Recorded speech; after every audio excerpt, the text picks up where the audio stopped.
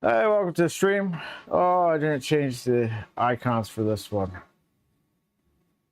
Not that one. Turn off this one. Turn on that one. How's it going? Vince, Mike, Havoc, Martin, welcome to the stream. So it's been a long time coming for this. We're finally going to install these Gerari drawers. With that, we've got a special guest tonight.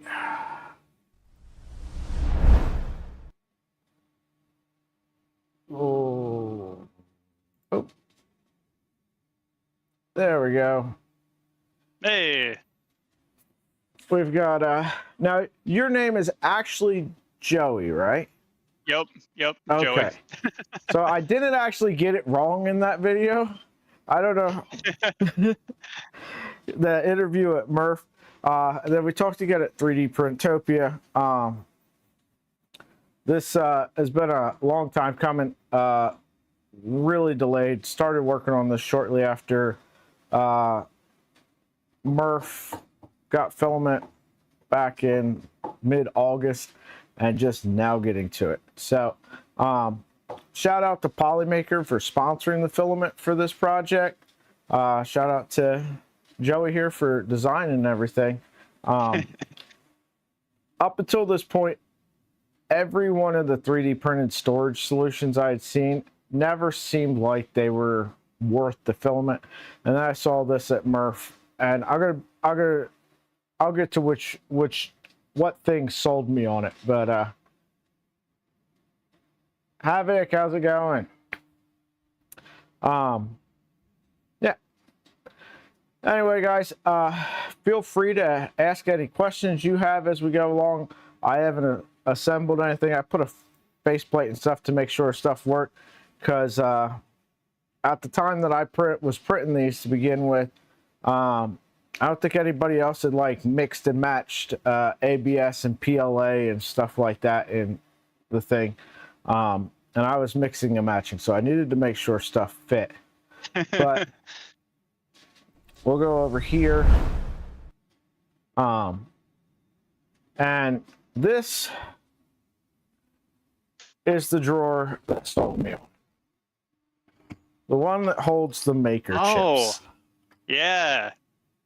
So this holds maker chips. Is actually 2 levels deep, so you can fit more in there. Shout out to my buddy Captain Kern. We've got some of his chips down here, because he sent me some extra ones and a stand-up to cancer one. But I started printing some new chips for myself for Murph and everything coming up. And maybe Rocky Mountain, maybe. Down Under Maker, how's it going?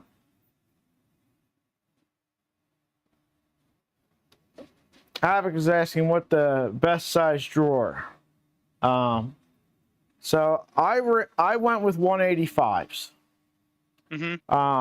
That decision was based on a few things. Initially, I was going to go with the really deep ones. But the drawer for the maker chips wasn't in the deeper ones. Now, nope, not yet. you can mix and match them depending on how you do it. It seems like it's a little bit easier to mix and match when you're building something vertically versus building something down.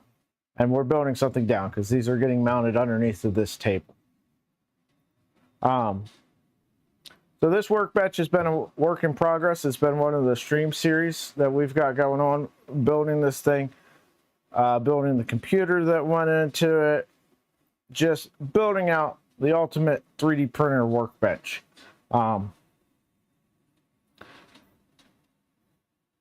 And this is going to be part of it. It's going to help organize stuff. A few things that I wanted to touch on. If you are doing these yourself, now I printed decor drawer faces. There's some different options. There's anywhere from free options to paid options, memberships and the like. I did find that for these particular ones, these are the Edge label series that if you use variable layer height, when you get to this part, the handle, and Oh, that looks make that a great. real small layer height, then you don't have as much issue with overhangs.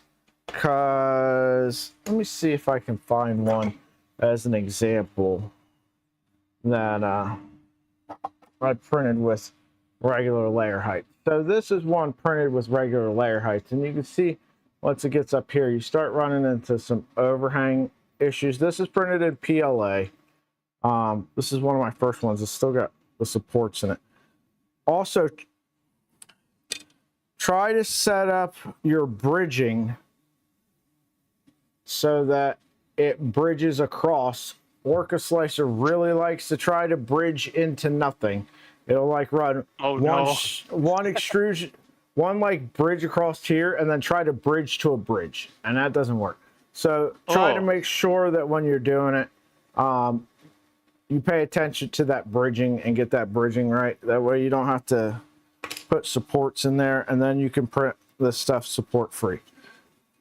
That's just a few tips and tricks I came up with along the way. I wish I had noticed that I had never cleaned the supports out of this one. Because this was one back when I was just still trying to figure all that out.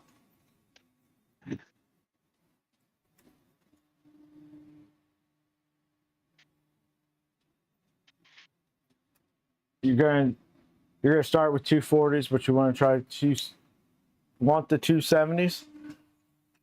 Well, you can go whichever way you want there, Havoc, but I have a real bad tendency, and this is an area of personal growth for me, of going, this is what I really want, but I'm just going to start out here just to kind of get into it, and then it ends up costing me more in the long run, time and money. If you know the 270s is where you need to be at, just start with that rather than printing out a bunch of drawers that you're gonna. And I was gonna say, they hear me too? Yes, they can hear you. Okay, so the 270 is the biggest, but I've been working hard on making it so you can interchange the different sizes. I don't have one like a topper yet for the 270, but or I might. I'll have to check. That was something in the works. I was trying to get ready before 3D Printopia, but gosh, do I have one near me? I have a special topper for the tabletop kit that allows you to put shorter drawers on top of it, like any size. So whether you go with like 270, 240, or 185, like you'll be able to put anything shorter on top of that. And then if you want to do like an under table thing like you're doing, you can actually use there's the quick lock, and there's the bi-directional quick lock, which is attached, or it's in the hardware of every file I upload, and it's one that it's a little harder to put in because it doesn't have like an angle on it, but you just help it in, and once it goes in, it can't slide any further back or it won't slide out. So with that, you can put any size drawer under a drawer too. So that way, my mindset with it is like, no matter what you print, you can utilize it in some way. And I do that a lot because my drawer organization, I had it pretty decent, but every time there's a rep festival, I'm like, oh, I'm going to take this one and that one. And I end up like just destroying my layout. But it makes it easy to just like put everything back, and I don't know, just I'm making the system more universal and friendly each iteration. And one of my goals too is just never break compatibility. Like I can add features, but not, take things or make something obsolete. So that's one of the goals of the project too. Well, I appreciate that. Yeah. Otherwise, I get Having, scared. Like those messages are like, "No, I printed all of these and I won't be able to use them." I'm like, "Hold on, hold on. You can. It might not like have the latest features, but you can like for instance, I have the very first drawer I ever designed here, and mhm, I can use this in the system all over the place. So, but for instance, like the magnets kind of align. It was a horrible, like you had to glue in all the magnets originally. It was like mhm, 2019, um, and now it's like depending on which one you got. I think the one you got, it's still like the slotted insert for the magnets if you choose to use magnets, which is fine. That system has worked really it good. But like the uses newer, these. oh, okay, perfect. Oh, I did update that then. Okay, Yeah, good. I don't even, I have so many files now. I'm like, I'm trying to go through all of them and make them all updated to that. yeah, I got with you and you sent me a folder of stuff Okay, when you were in perfect. development of them. Yep, yep. Awesome. I'm glad I did that. So they are public now, by the way. It's Yep, just yep. because I went back and updated some stuff. Mm-hmm. But yeah, I think I went through and I downloaded. It was like 12 There. gigs of your files when I first. Oh my, that's crazy. I don't know. Did I show you the new thing coming too that utilizes those clips? It's not No. released yet. All right, I'll show. I showed this at 3D Printopia, but that was the first time. But essentially, um, uh, there's this little mechanism here that you purchased. It can't. It's too small to be like 3D printed, which is a bummer. Mm-hmm. I was trying for a while to do this, but what this does, it allow.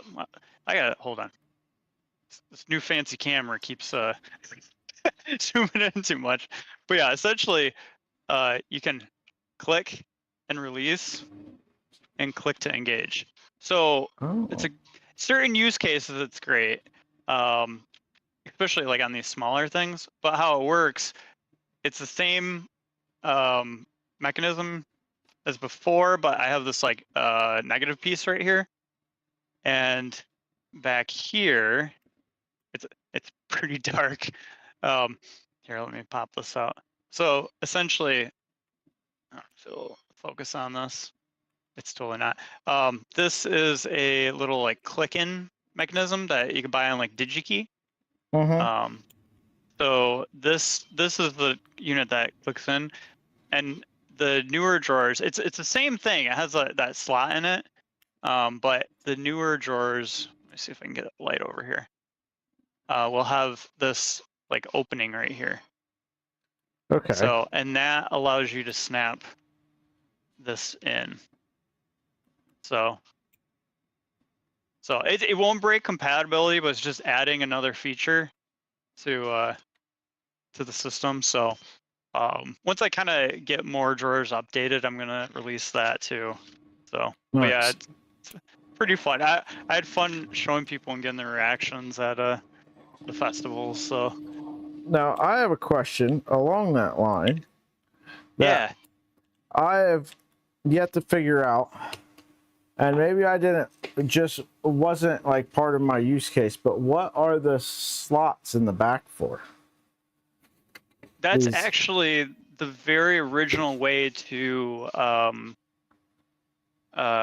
attach the drawers to the bottom surface of a table, or locking them in place essentially. So it's a okay. legacy feature, but I didn't have a reason to remove it.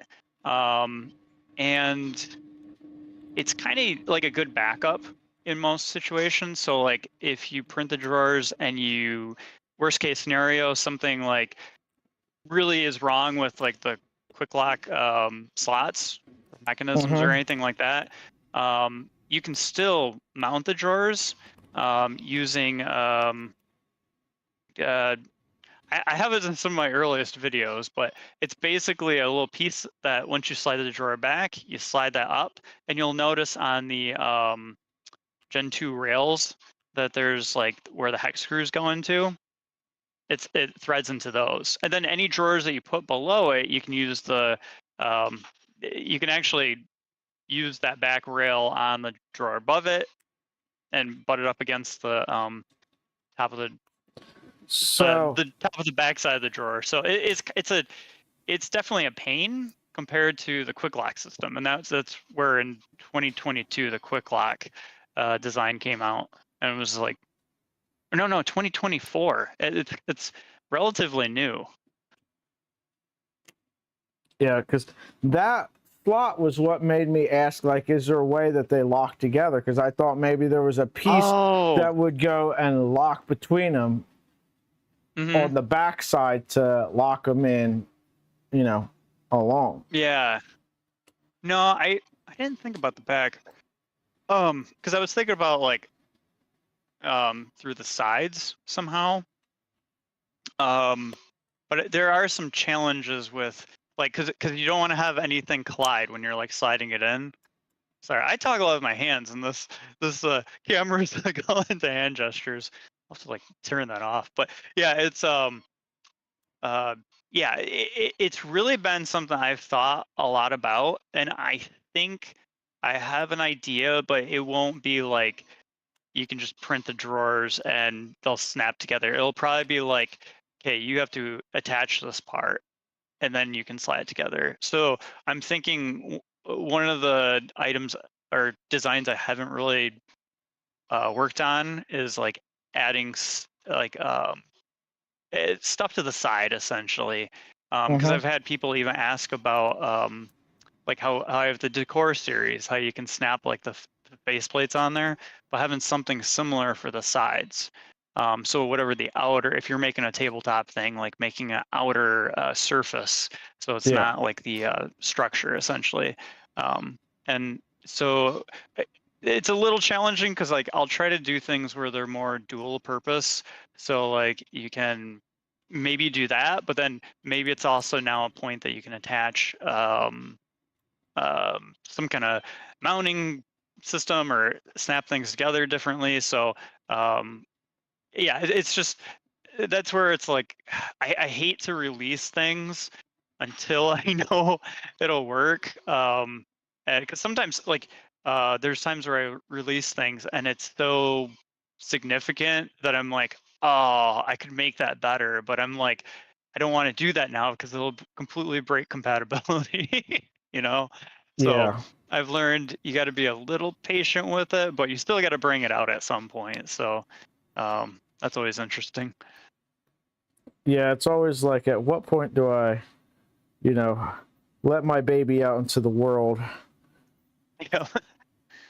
Well, and one thing too is like the project's gotten big. Like I honestly, it, I, I can't believe how like I wasn't really expecting it to turn into what it has, but like it started so simple, and like my original plan was not even like releasing it online. Like I was just making a drawer. It was pretty basic in the early days, but just a drawer because I literally spent like an hour or two looking on at that time. It was just Thingiverse, like 2019. Couldn't find anything, and after like looking for things for a while, I kind of learned like, all right, if I 3D model stuff, which I was okay at it back then, but I was like, if I 3D model it, I could do that faster than trying to find things on Thingiverse, you know? So, or just the internet in general. And that's kind of where I was like, well, I want a drawer to put under my printer. And it just came together that way. And then eventually, as like I had a Prusa at that time, and Prusa decided to create their own alternative to Thingiverse. Like, hey, here's a website you can share your stuff on, and there was really no benefit to sharing it other than like you get feedback and different stuff, and Mm-hmm. maybe someone would remix it, and then you would have like cool now someone made it compatible with this and that. So I guess that was the benefit back then. There were no points. There was nothing that you really got out of the system. But I Yeah. started enjoying like just uploading things. And if you look like at my, I don't know, early models, it's kind of all over the place. Like I made a lot of Ryobi tool holder parts and stuff, and those actually still do really well. still my more popular models in some ways, but um, the the drawers though, um, just I don't know. I kept coming back to them because they were useful, and I think it was 2022. I finally came up with the rail system because I Mm-hmm. was the Gen 1, I guess you could call it, was literally you had to screw the cases into the bottom of a surface, and that was all you could do. I did make something eventually where you could double stack them, but it was a complete nightmare to install.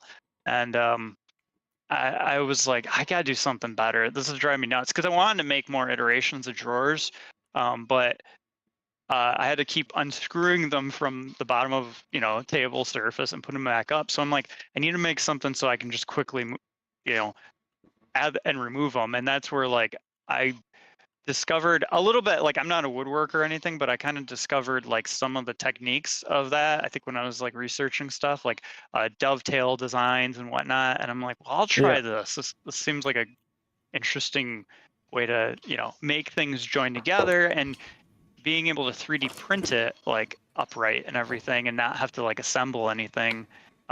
So when I did that, it worked, and I was actually really surprised how strong it was because you're technically joining things with Z height, right? Like the rails should be weak, but because I think technically you're going across such a length, it's distributing that very Yeah. evenly. So it's a pretty strong connection. And but yeah, as soon as I did that, I was like, oh, this is great. Like that became Gen 2. I think that was 2022. So it was a few years after I came out with the original design. And then wasn't until 2024 I finally came up with the compliant mechanism design, which is the quick lock. And that was just people like, you need to make like fewer like or less hardware required. You need to make things so like a compliant mechanism. I didn't know what that even meant. I had to like really research that, and I started designing it a bunch of different ways, and it took me probably a year. I was just like, I think I was driving my car or something randomly, and I just like, oh, why don't I just try putting the spring mechanism in the side of the drawer case, And I think I spent a day or two just working on that after work, Mm-hmm. and it somehow it just I'm like, this is nice. It's actually working. Like it was one of those like, oh man, I could improve all of my models right here and now. And so that's essentially what I did.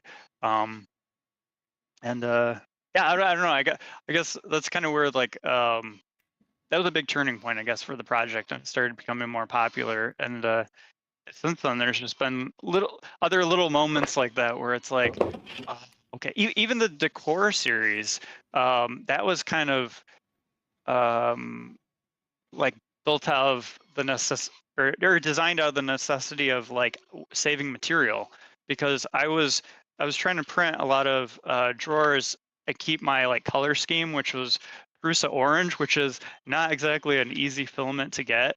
Now you can get it at least through printed solids, but it was out of stock a lot of times in the Czech Republic, and it wasn't cheap to ship here. And I'm like, why did I choose that? I like the color a Yeah. lot, um, but it was challenging. And so I'm like, if I could print the actual drawer out of a more affordable material, like just PETG black or PETG white or something, ones you can get close to right around like that $10 mark versus like $25. I'm like, Yep. then you can go, your money can go a lot further. So yeah, so I'm like, all right, cool. I got two separate parts. And I was like, wait, now I can print the face down, or face up, or it was like, it's a separate part. I could do all sorts of things. So like the earlier ones were which are still great, but they're like a face plate and a separate like handles. Like I guess this isn't a very exciting example, but you'd basically print the handles separately, and then running the screw through the back of it would lock that in place. Um, and that was still kind of fun because you could print. I should bring it in at some point. I usually take it to the shows with me, but ones that are out of protopasta, they're metal filled filament, and you can like polish it and everything. So it made like a very brass looking, I mean, it is actual brass in it, handle, but even like the silks, when those started coming out, those were looking really good too. But that eventually evolved into, I was seeing people printing faceplates or designing faceplates that, had the handles already in them. And I was like, why don't I just do that too? So that's where the edge label was actually my first take on that design, and it worked out really well. And the edge label was kind of uh, a better design, I think, than most, because it being at a 45, I was doing that more for like styling, but it ended up being like you can grip the handle, like if it's flush against the surface of something, like if the drawer is under like my Prusacore 1 kit, you can actually just Mm-hmm. reach in there and like pull the drawer out. You don't have to like, I don't know, the handle's not gonna be trapped under it. So that was kind of a fun design. So anyways, I don't know. I was just talking there. I don't know what was even going on. Yeah, no. It was great. Hearing some of the history and your thought process on the design and stuff is a lot of why I like having the designers and stuff come on to the streams and talk about it. Yeah. You know, you're clearly very passionate about it, and that comes through in the product. Well, thank you. And like I said, I had seen a lot of storage stuff, and I'm always like, the thing I always came back to was, am I going to spend more 3D printing a solution that's inferior to what I can spend less money to order off of Amazon? Right. And this was the first product where the answer to that question was, you know, no, this is better. So I've actually thought about doing a video like that, because when I started the project, 3D printing drawers, like say you were printing it on a, back then it was like the Prusa Mark II, you had like the Ender 3, you know, prints were kind of risky. You didn't know if it was going to succeed. And a drawer that today might take like 2 hours to print took like Uh-huh. 12 hours back then. Like it wasn't very practical in a lot of ways, time wise, anyways. Yeah. But now it's pretty reasonable, and it's like I've optimized the models so it's like less material. Like a lot of the drawer like cases is more of a support structure and like a frame.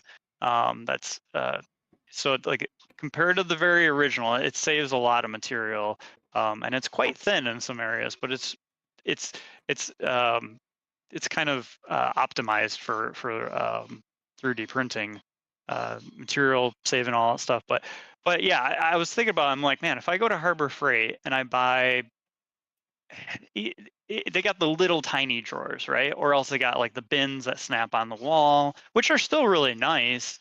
But you know, they're not they're they're only, they're more industrial. They're not super nice. And like even the ones that are, I think they're like the 25 drawer, they're great for like a little electrical components with the little clear drawers. Yeah. You hang them on the wall, they start bowing after a while, all that stuff.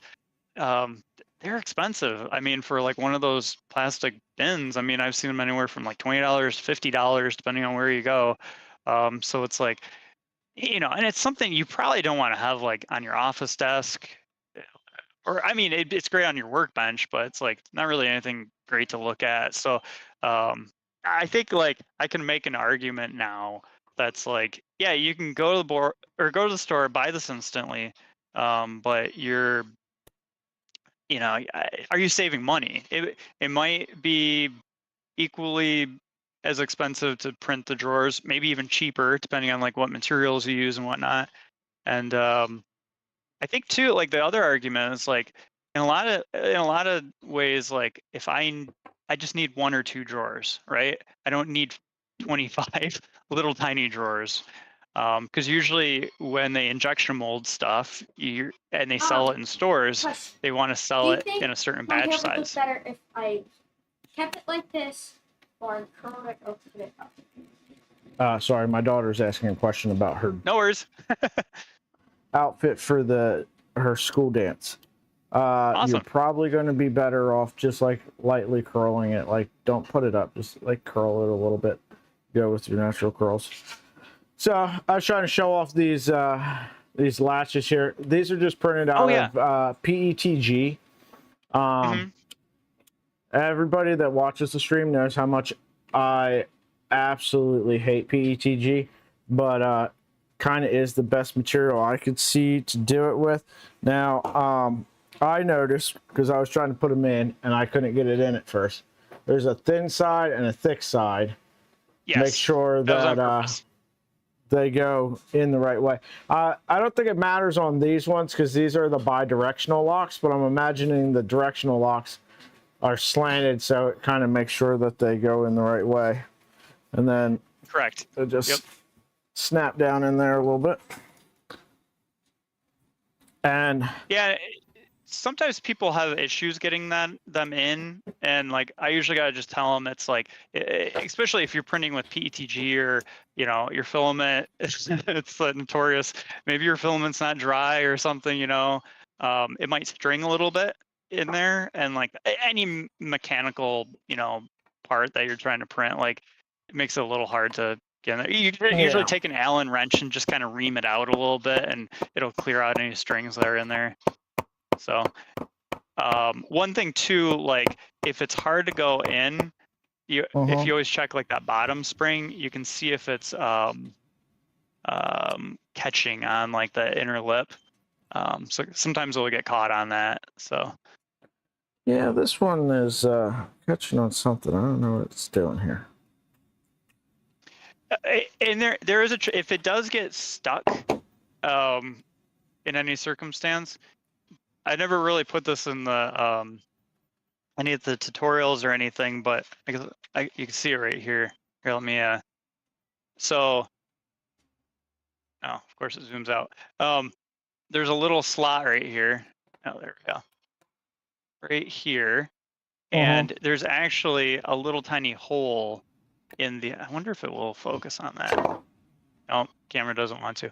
But there is a little tiny hole that, like, if you take a little Allen wrench, you can actually like reach that and pull it out or push it in. So there's that too. But yeah, it really comes down to like, yeah, I've had printers that maybe the fan is blowing really hard in one direction, and just filament being filament might cause like a little bit of like rougher surface inside of there.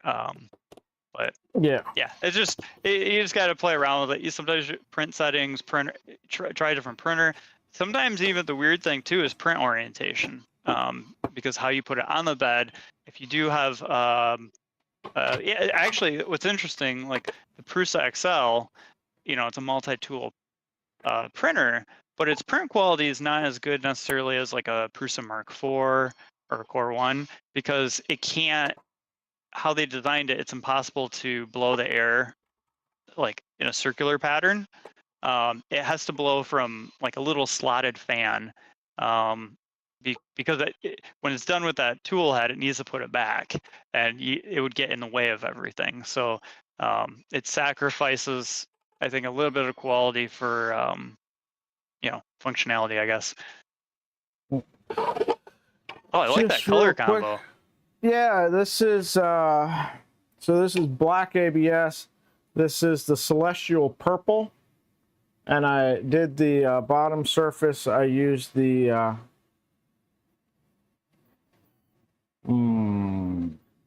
it just does little squares. I forget what it's called. And then okay, hill pattern, right? Hilbert curve, yeah. And then Polymaker Starlight Nebula, and then just white. Now you can add just in Slicer whatever you want to that. You just add a modifier, and you can add your text on there for whatever's in the drawer. Most of these I printed blank because I don't know what's going in them yet. But it uses so little filament, you can reprint them whenever. Let's take a minute here, see if we've got to get anywhere in chat.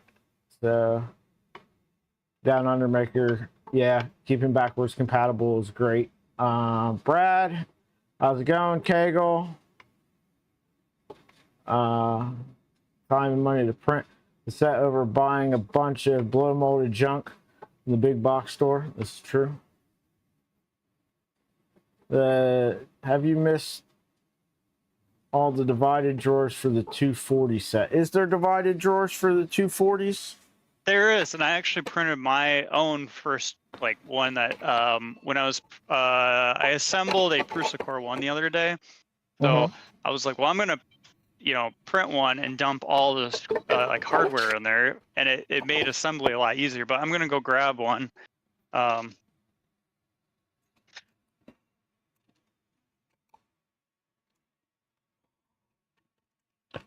This one, I literally was using it for like the tray purpose of it, and I haven't actually put it in a like a drawer case yet or anything. But and I was thinking about it. I'm like, well, I have a multi-color printer.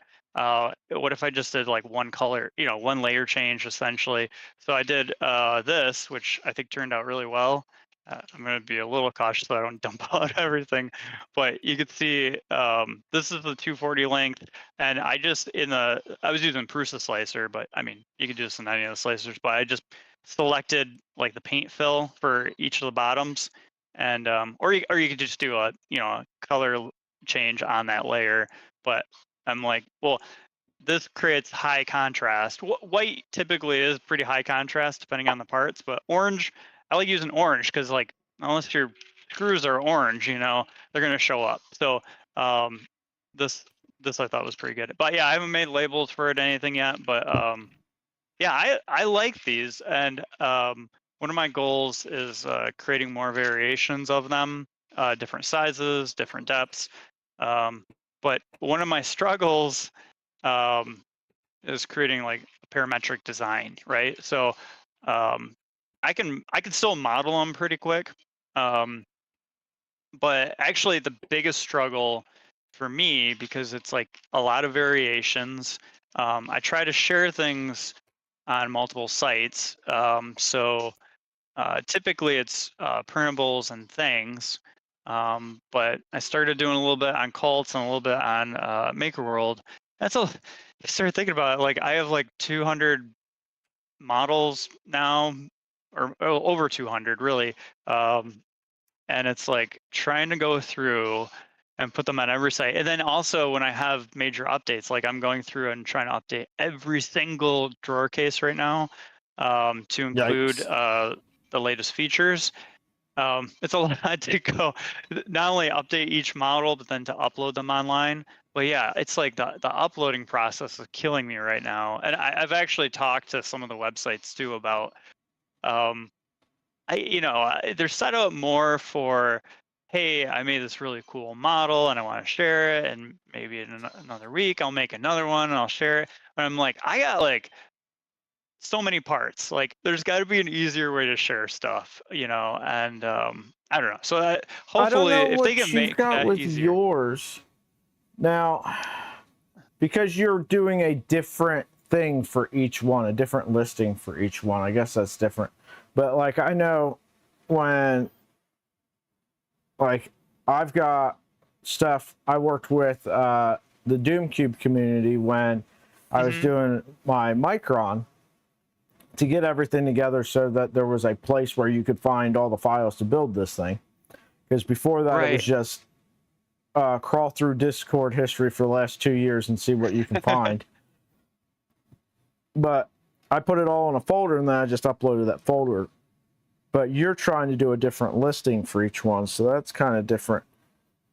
You might want to I used to batch things. These are all the 180 drawers, and have them all in one listing, rather than a different listing for each. Like, this is 180, you know, one by one, another listing for 1 by 0.5. Well, I will do that for like this. Like I was thinking about like, all right, I'm just gonna do like, hey, all the ones that are this size drawer, I'm gonna do every variation in there. But yeah, the issue is like, if I did one file, and I used to do this. I used to be like, hey, here's the 185 drawers, and there were like 4 different drawers. Now there's, I don't even know. There's a lot. Yeah. I'm trying to like future plan a little bit, but then also I originally I created a catalog, like a PDF catalog, and then that Mhm. I eventually decided to just make a website. It was easier to update and upload everything, or and essentially all I did on there was like, okay, you want this exact model, it's linked here.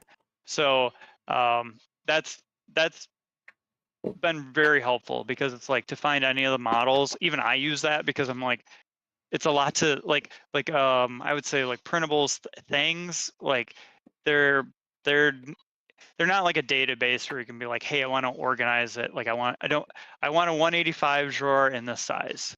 My website's a little better at that, because I Yeah. can list them in a certain order, in a certain way. I love to do like maybe a database at some point where you just type in like, check things off and it filters down to it. But still, like, yeah, it's how I'm uploading it right now. It's kind of tricky, but it's also like, if I combine files together, I was starting to run into where people are like, I can't find that drawer. Like if you were to search for it in the search, like I want the certain size, it wasn't showing up because it was buried under, or combined with another file in there too. So I was like, all right, I'll decide on just separating it. But on top of that too, like if you're gonna upload a lot of files like that, I basically have like a template. So I try to get descriptive, because like the worst thing for me is like, especially when you're gonna do something not complicated, but just you need a little guidance, especially if you're new to it. I hate when you go on there, like the whole description, there's like 20 parts or something, and they're like print with PLA, and then you're like, where do like, how do I put this together, So every single listing, I try to keep like some of that information, or also I started creating guides on my website, so I don't have to overwhelm everyone with like a novel every time they go to the description for my models. But I I went to school for graphic design, so it was kind of like, all right, I got to do visual stuff. I got into like 3D rendering and all that stuff. So I'm like, if I do photography or something like that, how to assemble stuff. And that also translated into like, all right, this part's a little more involved. I'm going to make a whole YouTube video on it. And then that's been good too, because that's also like marketing, like people discover the project when you do stuff like that too. So it's like dual purpose, I guess, in that way. Yeah. I mean, YouTube's great. I did the interview with you at Murph and posted that right, up. yeah. And then I don't know that there's anybody that watches my channel that hasn't printed or is planning to print. I think most of them have actually printed them at this point. Your drawers now. That's awesome. I was like, y'all are beating me to it. You guys have. I'm going to do this in a stream, and you guys have already built all of them. It's crazy. It's fun. I get like such a roller coaster of feedback too on things. I mean, it's like 99% positive, but anything you put online too, you get, I don't know, it's good to get critical feedback too, because it kind of gives you like perspective on things. But I had that recently. I shared on X. I'll just like do little quick things, but I shared. This is crazy. I don't do projects. I usually maybe little ones, like little companies around. But I'll do. Oh, okay. This was a project that my dentist. She was like, I want like a system for my new office. I'm like, okay, yeah, like a little tiny thing or something. And she's like, it needs to be like 100 and something drawers. And I'm like, oh, okay, you know?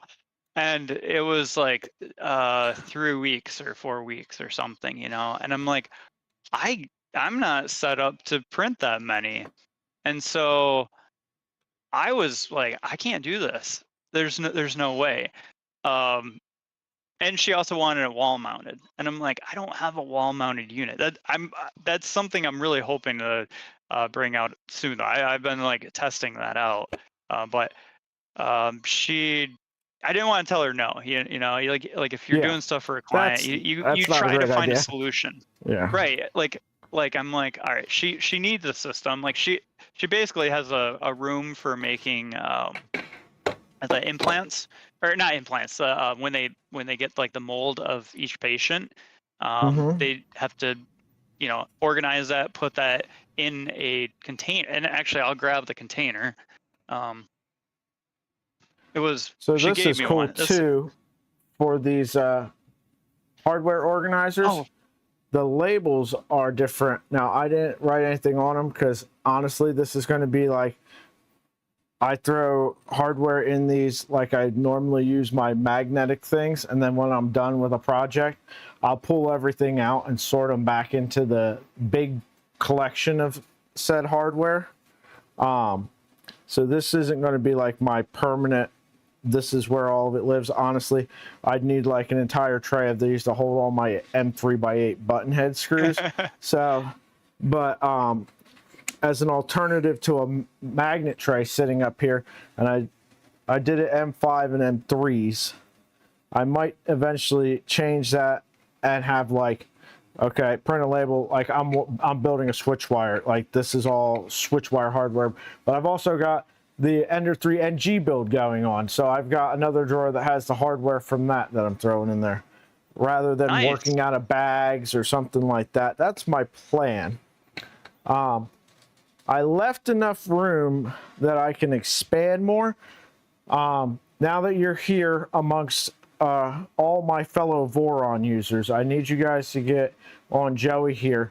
He's got a model that you slide your extra build plates into, but sadly he's built it for like Prusa size ones and doesn't have one for like 300 and 350 size build sheets, and I need you guys to get on them with me here.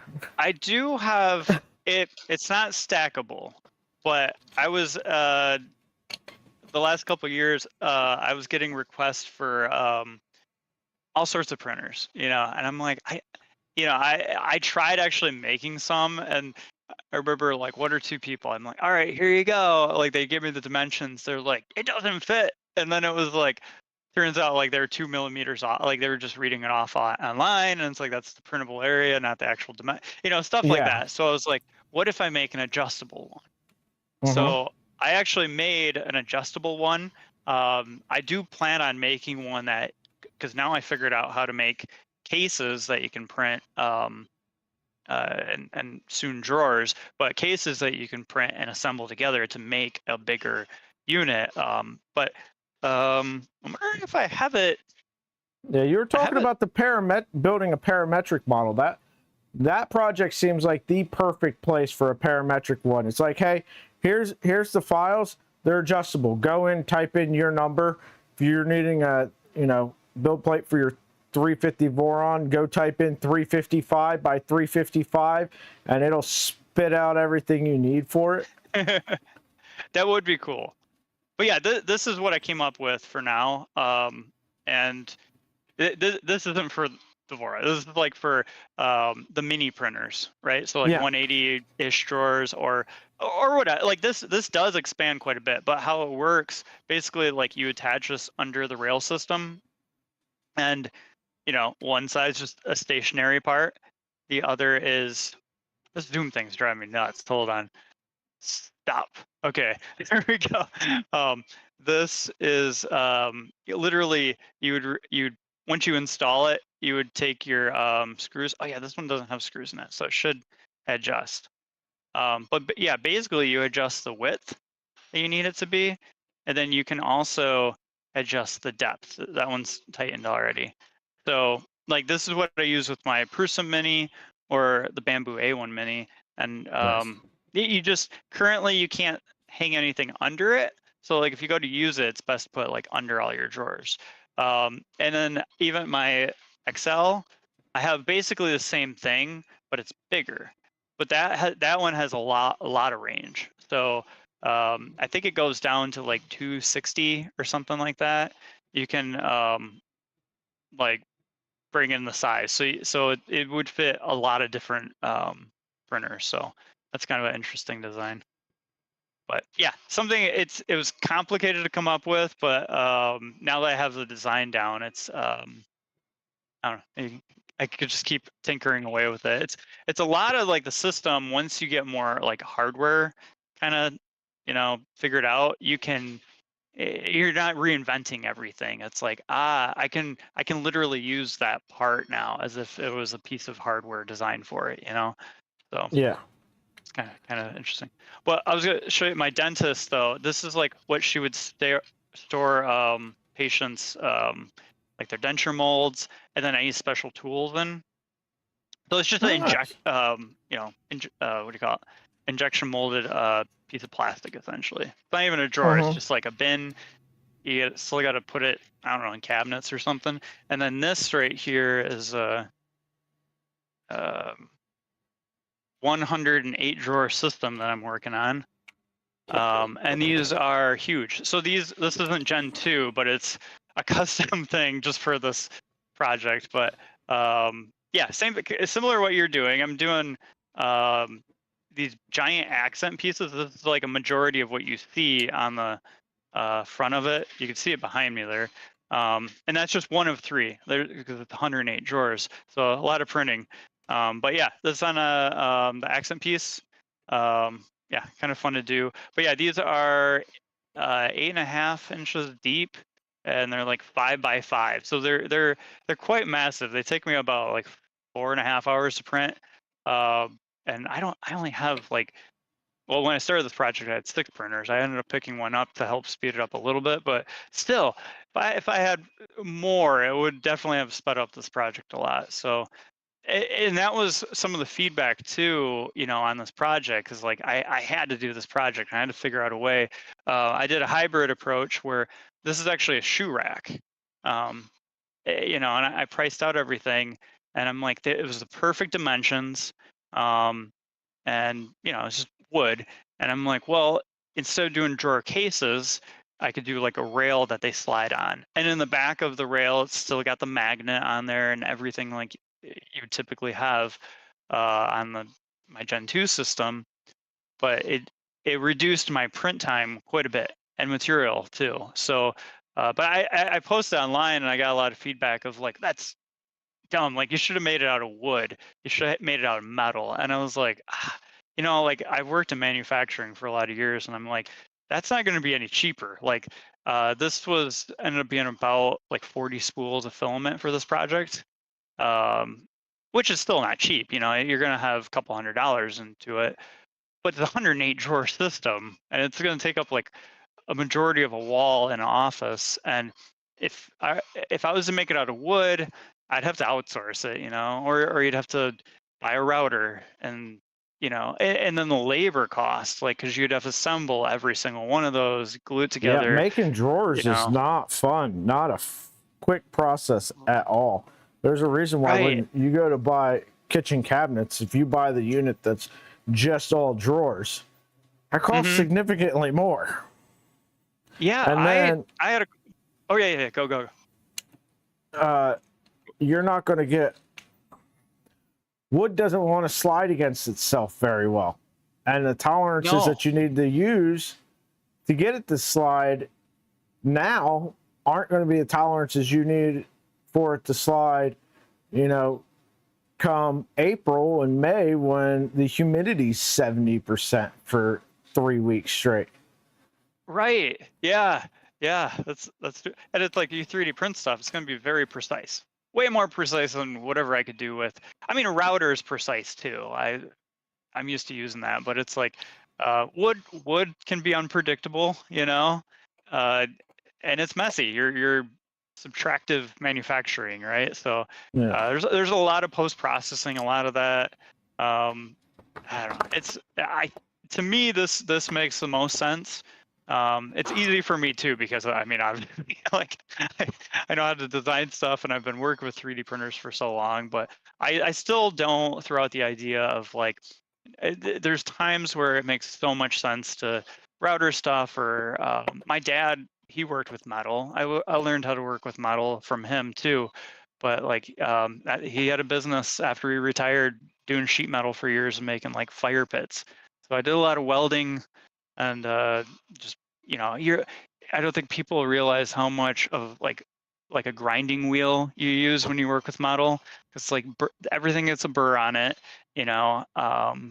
Metal's really reactive unless you're using stainless. But then stainless is it will warp really easy. Anytime you weld it, it's like it's like there's so many challenges, so many things, and it takes a lot of skill.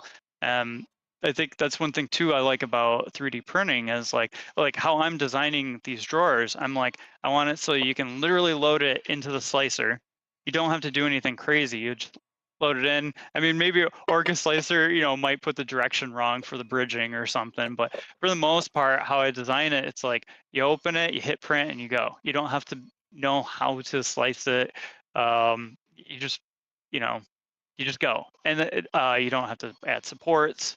If there's supports actually needed, I'll try adding those in for people. And yeah, it's just I don't know. It's just a certain mindset of manufacturing, I think, and I think that kind of comes down to like the goal of this project. Like I never really had like a strict end goal. I mean, of course, like I started a club, and that's kind of helped fund the project quite a bit. I was able to dedicate a lot more time throughout the week into just developing stuff. Like I had a full-time job. I now work with, I don't know if you know that, I work with multi-board too. So That's I learned a so lot from that. great. Me and you need to talk then because that's the next part of this project is Yes. Polymaker sponsored for the Gerari drawers and multi-board. And I don't know the That's first awesome. thing about it. So me and you got to talk. You got to get me at least Absolutely. pointed in the right direction for what I need to do. So yeah, it's really fun. I think I'm the only one also in America who's on the multi-board team because it's kind of a worldwide project. But I do more of the visual design and the instructions. Not too different from what I do with mine, but like so a good portion of my week I dedicate to that as well. But it's a very different project from mine. Like it's similar in that it's something that you assemble, but it's very complicated. So you have so much more flexibility on what you can design. And it gets crazier and crazier all the time. But along with that, that's where like good instructions. Just like when you buy a Lego kit, right? Like you need good instructions. But jumping back to like the Gen 2 system, there's like two parts. You don't need necessarily instructions. Like you're not printing a lot of different things, but you also don't have a lot of flexibility. Is granular, I guess, as the multi-board. But yeah, it's interesting for me too because I think it was about 2 years ago. I just had a regular like Masonite pegboard in the garage here, and eventually I decided to put the Scatus board up. Not like IKEA's Scatus board, but I just found ones I could print, and I did pretty much like a pretty large section of the wall in that. And I discovered like it was great, but to 3D print models, it wasn't very friendly because like the way things attached. I don't know. It was just kind of messy, Like no one had a really good way to print the attachments for it. I still like the system. I ended up giving it to my mom, and then she'll buy stuff from like IKEA or something, and it'll work fine with that. But I went to multi-board, and I was like, you can mechanically attach things to it. You can snap things into it. You can even use your original pegboard hardware with it. because it's everything's spaced the same. You know, it's basically like, I don't know. I think what blew me away was like how, you take an octagon and you add threading into it so that like, I don't know. It's just a lot of clever designs. And the designer, Jonathan Kobelansky, he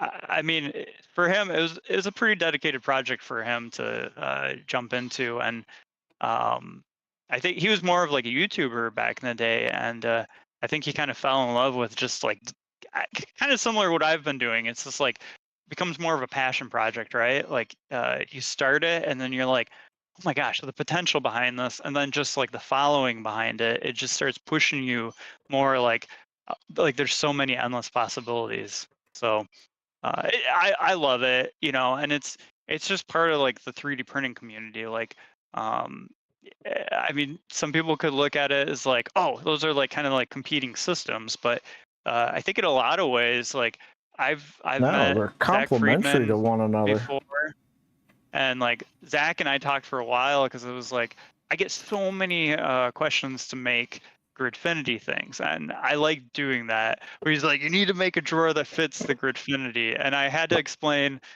the technical challenges with that because it sounds easy, right? But it's like I can make one drawer fit Gridfinity perfectly, and the rest are going to have weird gaps in them anyways. So it's like I couldn't. I don't know. I couldn't like just like kind of throw my whole system. It would completely break compatibility. I couldn't just throw it away and like start from the ground up. But I've thought about that too, of just making something that's the Gridfinity I think system, there is a but it's like, Gridfinity drawer for this size.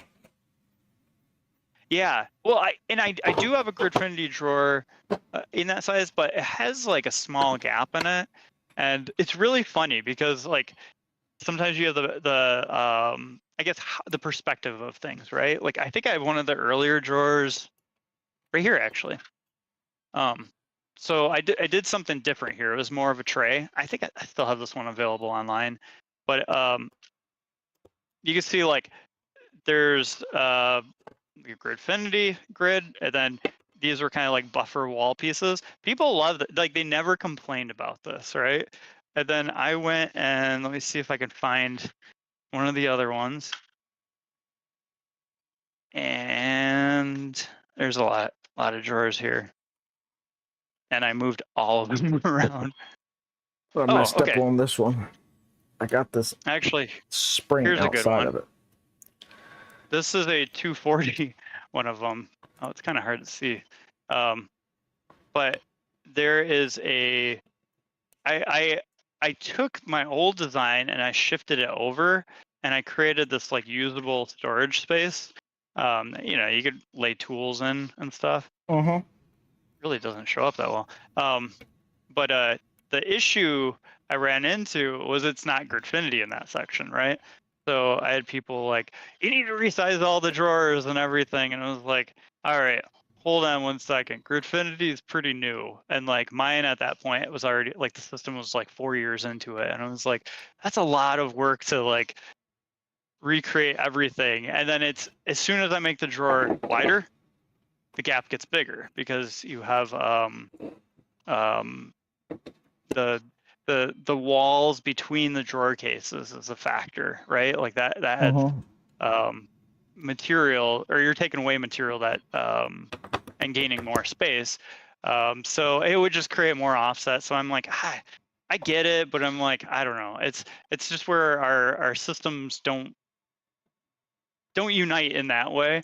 But I think it's really cool being able to try our best to like make everything fit together and work together on those. So it's different because I feel like outside of 3D printing, a lot of industries, and there's a little bit of this too, competition, you know, between stuff, but I feel like with 3D printing, there's a lot more collaboration and at least among like designers and everything too, to try to just, I don't know, there's so many people that are constantly getting into 3D printing, you know, it's a constantly growing market, And you know, it's weird to me too, because like people are getting into it not for just one thing. You know, you can be getting Yeah. into it to like for as a hobby. You can get into it for prototyping parts for manufacturing,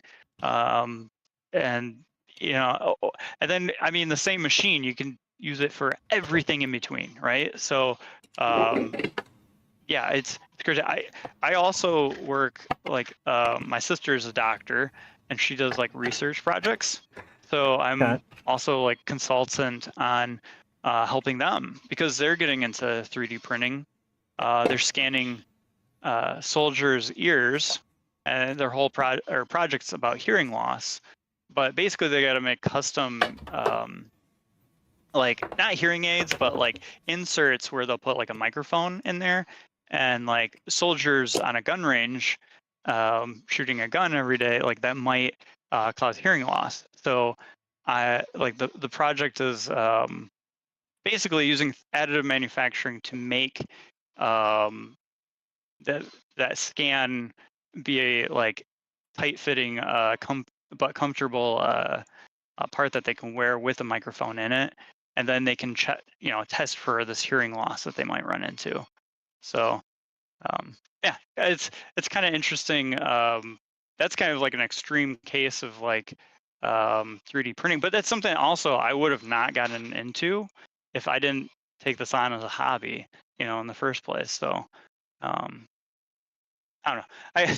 I could keep going on and on and on about it, but it's like like 3D printing, additive manufacturing, all that stuff. It's like um, I don't know. I think a lot of people don't see the potential, and it's just something that, gosh, even you probably have seen it too, just in the last, I don't know, I don't know. I think about like the last 5 years where it was like really impractical, and it's now something you can have your kids like use their phone or tablet and just go online and hit print, and Yeah. bam, like that was not the case just a few years ago at all.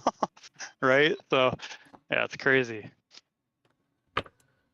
So I would take a minute here and we're gonna check chat, make sure we've got everything covered in there. Martin, I saw you got knocked over by your dog. I hope you're okay, sir. And then we're going to cover the progress we've made so far and where we're going next. So let me catch up on chat. Armored 3D Printing, welcome. Well, glad you stopped by and said hi, sir. Let's see. LTX Design, don't knock it. Havoc's currently printing your drawers right now. Oh, sweet. LTX Design said 605 by 605 build plate. You know what you should do for that? If you just give me like the part where the build plate goes in, right? Attached to a half of one of these like rail sections, and then I can space it and screw it up however I want. That's true, yeah.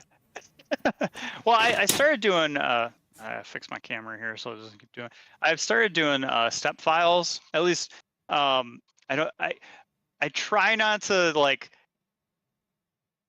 overwhelm people with a lot of things, or I try like one of the things too, like if I'm really unsure about a file, I'm confident enough to release it, but I don't want to release it to everyone just yet. I'll put it in my club. So they'll kind of, give me early access, or I know they'll give me feedback and stuff.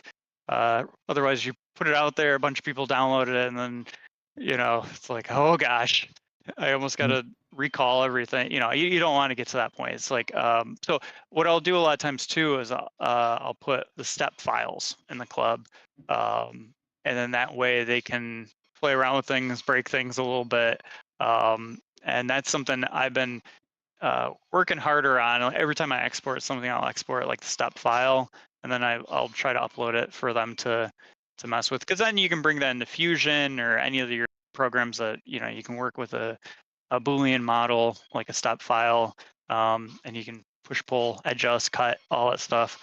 And that's actually, I've started working more because everyone's like, I want the original like Fusion file, and I'm like, yeah, I puzzle piece things together. Like I found a pretty darn quick way to make like just a part of like the cases now, and like I modify it one time and I can bring it in, and like it's so quick and easy versus like necessarily doing like parametric design.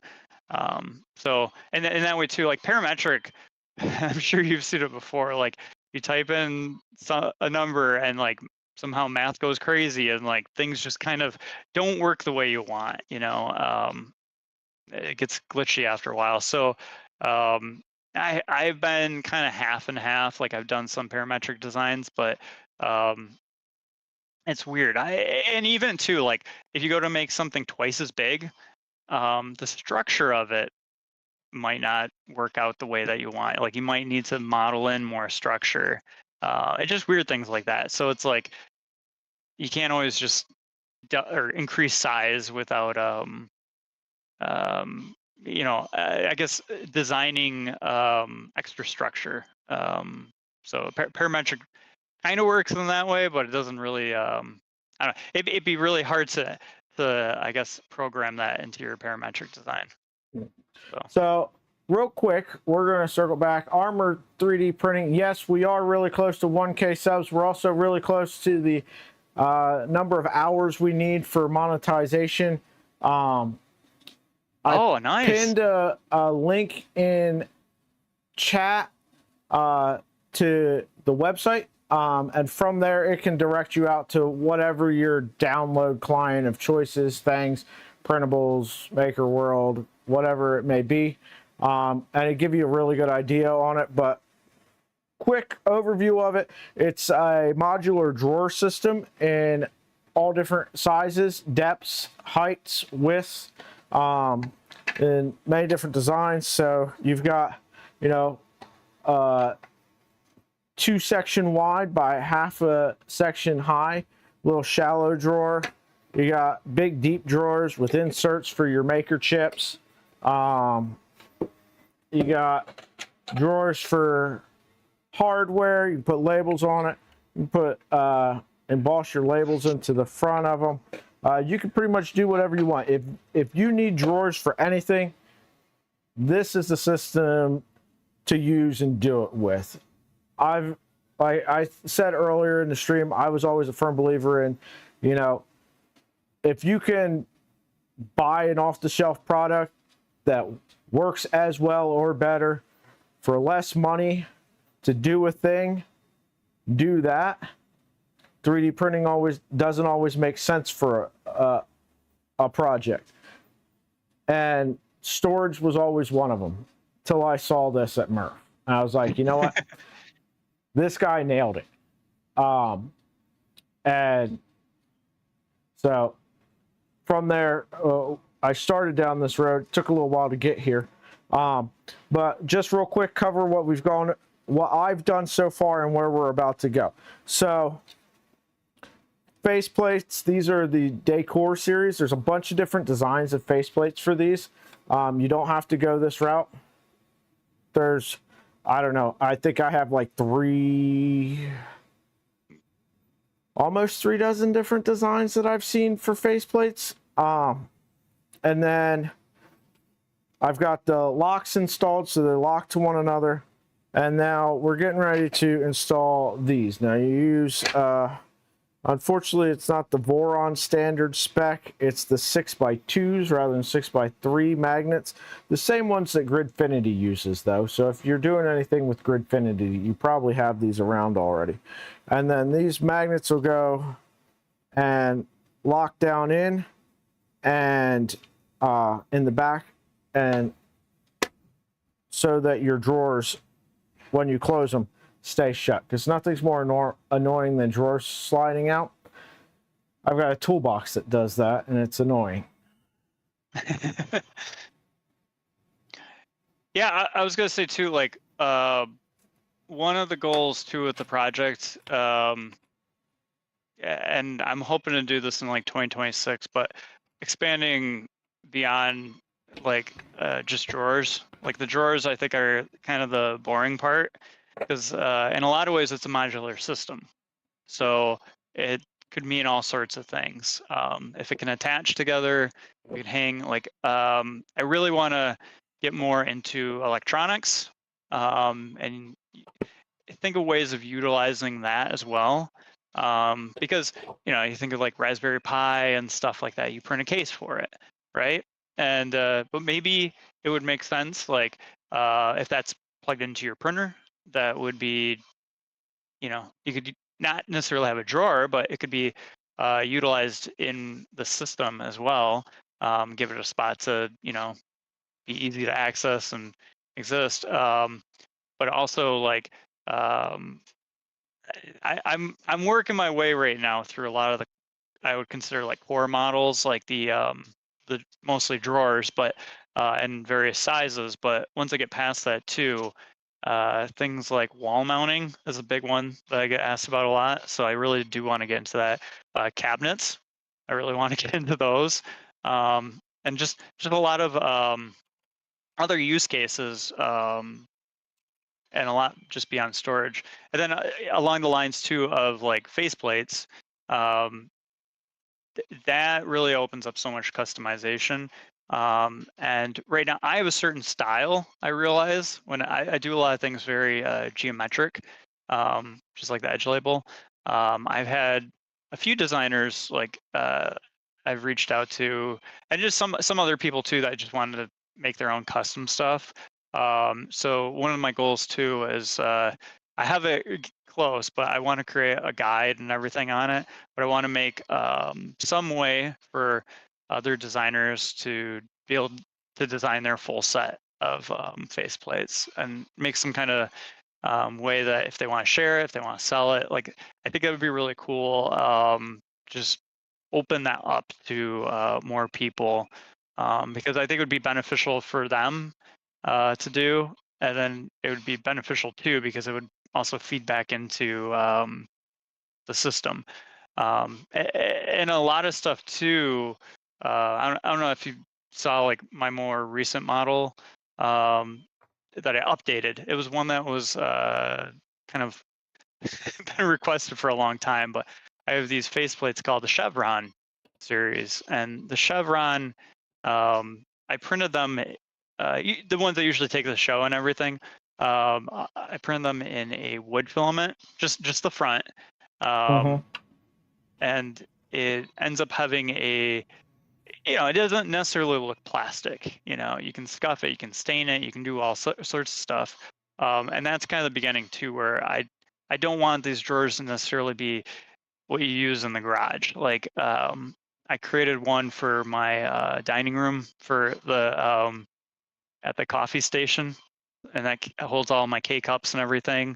And it doesn't look cheap plasticky or anything like that. And I mean like a lot of filaments, like especially like using that polymaker stuff, once you start printing it, the accent pieces snapping on there and all that stuff, it it like I think people who aren't familiar with 3D printing wouldn't know what material that is or what. It's just got interesting properties to it, Yeah.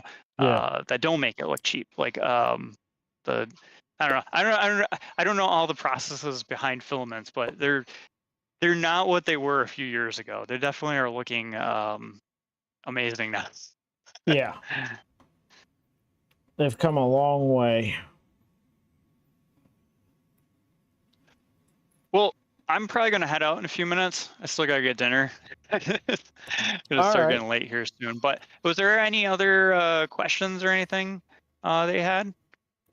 I don't. Does anybody in chat have any questions that they would like to ask? I know somebody did mention like, it's a lot to print at once, right? But it doesn't have to be. Like I always recommend people just print like a small drawer. See if it's like right for you. And you could print a small tabletop thing, and just see how the system works. You might be that person that it's just makes so much more sense. Like I was working on, I have a older Camaro, and I was working on it before I even got a 3D printing on, and it was like the best option I had was like go to the store, buy like the 25 bin little thing, organize stuff. It drove me nuts because I'd have parts of different sizes. Sometimes they didn't fit in the bin, so then you put it in a shoebox or wherever, and they were, I just think those containers are so cheap too. They start bowing when you start putting any weight in them, when you hang them on the wall or any of that stuff. But either way, they work. They're a quick, easy way to just make storage when you need a lot of it. But in my circumstance, I recommend people start small. Like, do you need just one drawer or two drawers? Like this is probably a good place to start. And you can make it just the size you need it. So Yeah. You can print them as you need them, especially like in a situation where I am doing under the Workbench. If it wasn't for the fact that like I'm doing content on it, I would have probably just printed the drawer that I needed to start with, and then, I need another drawer. Let me print that one. Yep. And with the fact that expand. the face plates are like they are, you don't have to worry about the filament for the case matching or the drawer itself matching. You can just keep a roll of the filament that you use for your face plates and not have to worry about, I've got, some extra filament on this spool. I'll go print a drawer. The filament really goes a long ways, and it's kind of interesting too, because like even on like this model here, you don't even need a multi-color printer. But I started doing stuff where, see if I can. Oh yeah, I did do this one. Like I think all the accent files. I'll have to double check, but I went through and I made it so it's 2 parts. So if you do want to split it, or I mean, you can just add a color change at a certain height. I usually do like at like 0.8 millimeters or 1 millimeter high, split the model, or do a color change. And that way you're like, this is like a titanium color. I don't want to make the whole model out of that because, the black is much more affordable filament.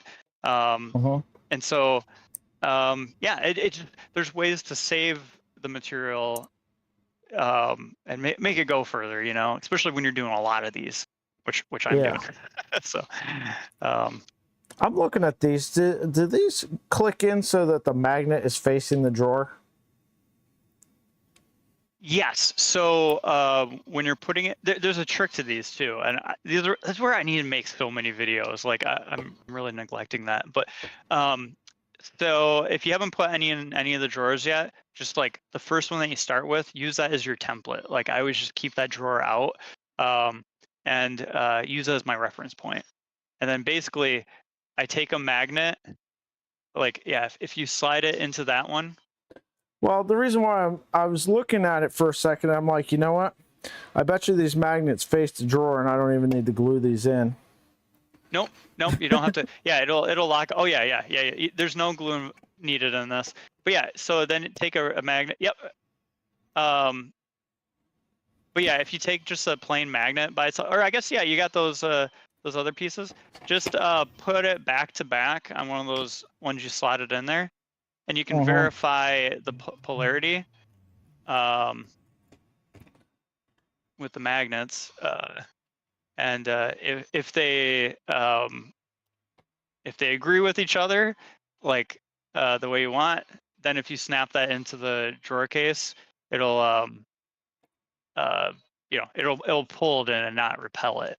And that was a big part of making them this way, because if you accidentally did put a drawer in or the magnet in the drawer the wrong way, it's easy to swap it out. But yeah, once you have your the first drawer down, I use that as a template. I'll just grab another magnet out of the little magnet tray. I let it, pull itself up against the magnet on the back of the drawer, and then I know what orientation to do like all the rest with. So that is absolutely genius. Yeah, and imagine way back in the day, you would glue it into the drawer like this one. Yeah, I've got one drawer, the 2x2 that the magnets have to drop down into. I don't know if I grabbed the wrong file or if I just don't have it for some reason.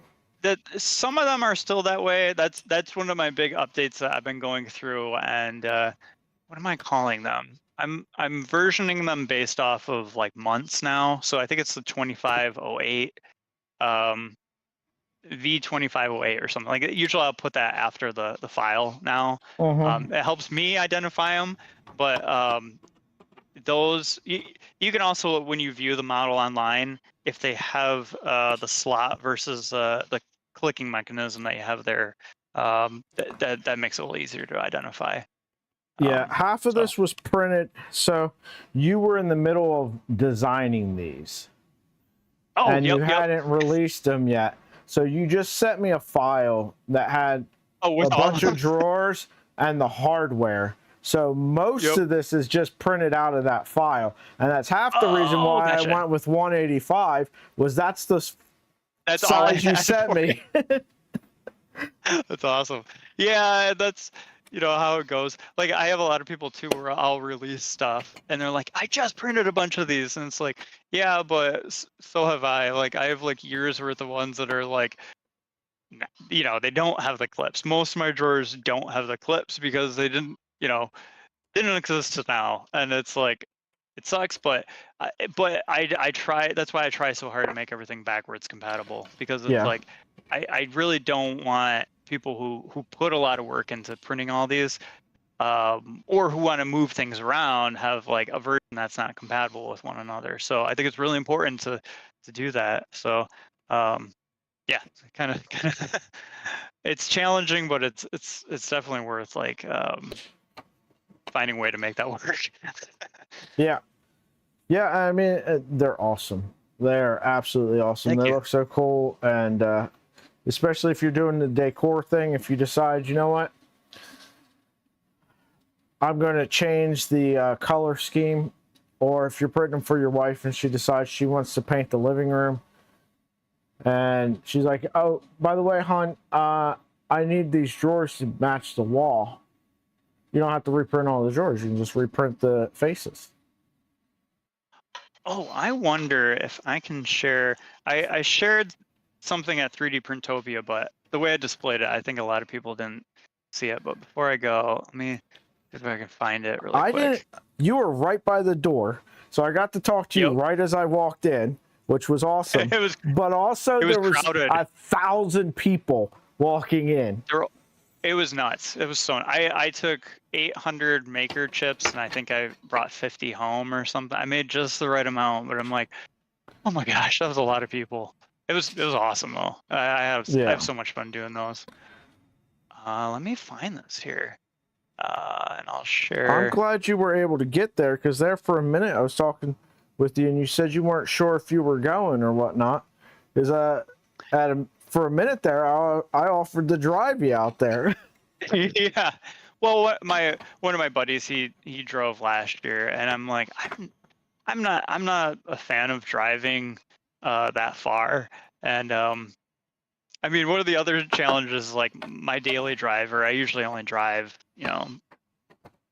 at most 50 miles. So like I have two cars. I have a Camaro, and I'm definitely not going to drive that like very far. It's expensive, and it's older. I don't want to put a lot of miles on it. But the other car is an EV, and it is not a fast charging.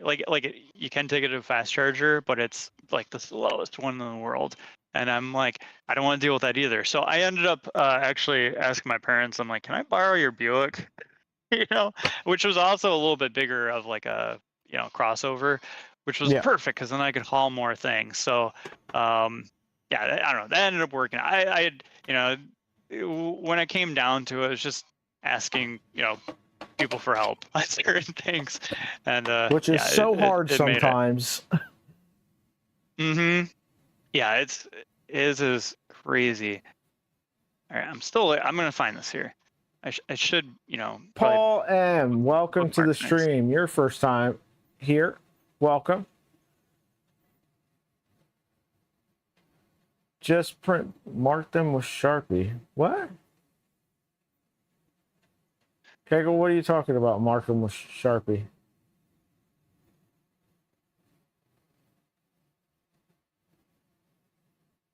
Okay, I'm gonna maybe the labels. Oh, like if you print something raised, maybe and mark it with Sharpie. Yeah, sure. Well, two, I was gonna say like how you're putting those little white labels in the parts drawer. Uh-huh. One thing too is like for some people, if you have a label maker, labels are nice. But also being able to remove the plastic parts nice, because like the very first parts drawer I did, I printed labels on my label maker and I stuck them on there, and it took forever to do that. But versus like 3D printing them, I can just in the slicer I can make them really quick and then they're the Yeah. part.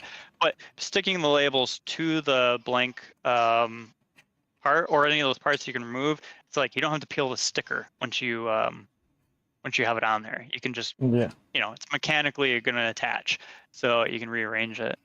Let me jump to our thing here, and I'm gonna try sharing.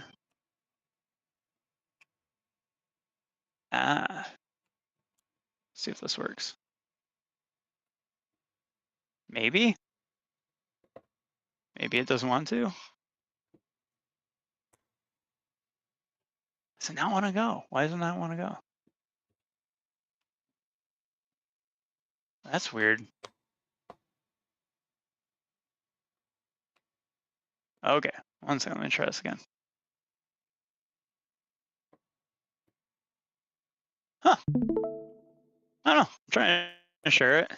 Oh, is it going? Yep, let me click over to it. Hold on. Okay, I think it might have. It made a There you go. noise. There it is. Okay. It's sharing now. I've got it up there. Oh, perfect. So I had to switch did over share to this it at on the my show. Discord. So this is something I am working on. So basically, this is one of the faceplates. Actually, the faceplate you're using right now. And the goal with this is you'll be able to go in and like customize colors. That is a terrible combination, but that's kind of what I want to see. It's like it gives you a visual representation, and actually just playing around with this, I can load in different accent pieces and stuff. The goal is from this, I can basically like, okay, you want to get that material or you want to get that model. I can make links and stuff in here. But I'm not a programmer. This is like I'm bouncing ideas off friends. This is like a proof of concept, but going through and just kind of being able to link like here. Let me see. What do you know what color that is? Is that silk light blue? Maybe that you're doing yours in, or teal? It's still a Polymaker? nebula. It's like a blue, more on the blue side of It's teal. probably close to this. And then the accent piece Is a probably really something light closer purple. to something like that. Anyways, yeah, I can only represent it so well on the this kind of 3D model, but basically you can go through and like kind of customize and find like what combination will look nice. I'm hoping to bring this out. Probably not this year. It's probably going to be when I've got more time at the beginning of next year. But small suggestion: being able if to you can do customize it, face plates, and then maybe even doing where you can do more of a planner. That's something that a lot of people have requested. suggestion: if you can, it's just something implement it. Once I get more time, probably after the holidays and everything, I'll be able to just pour time into and just really, I don't know, try to make the tools people are asking for. So.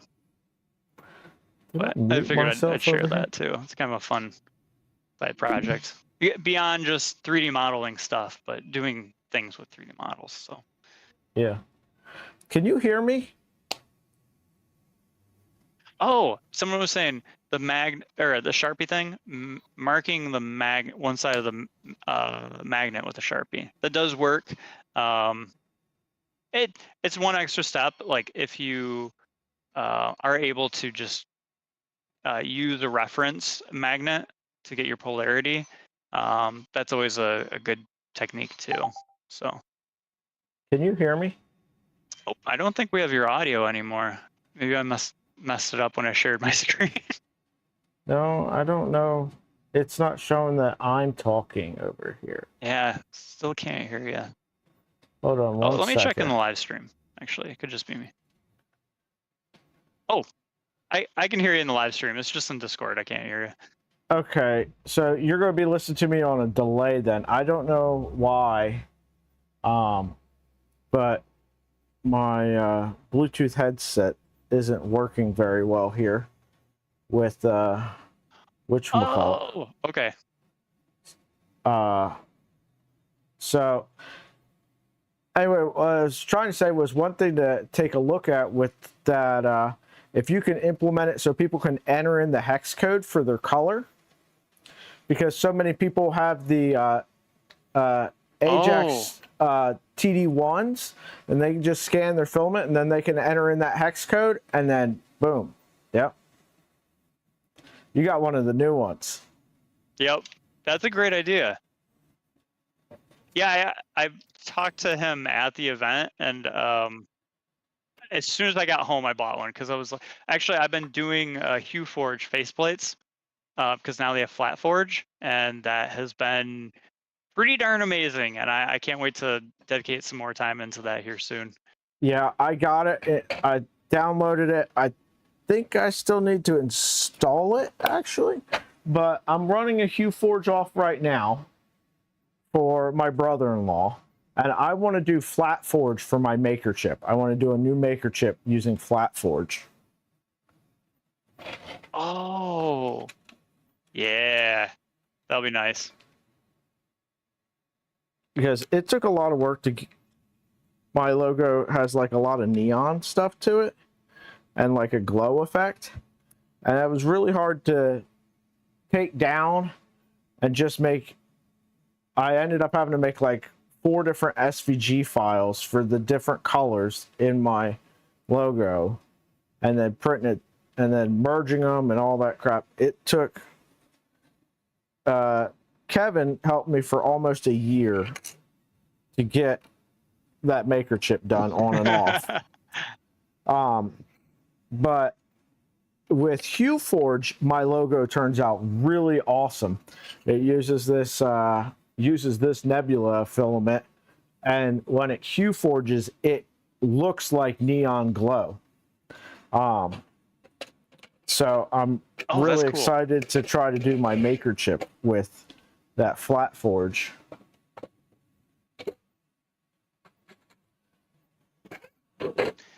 I'm probably gonna head out now. So, but it was a lot of fun being on here. So I really appreciate it.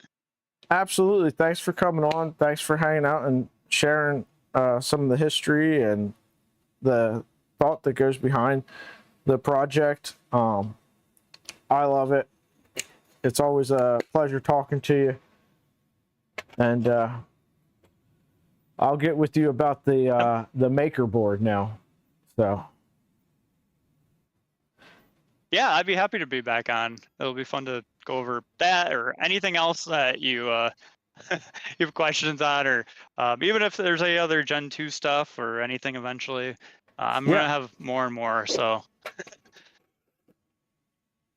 Thank you much, and we'll talk to you later. Everybody in chat, you still hang out. Stream's not over. We got to get this stuff installed.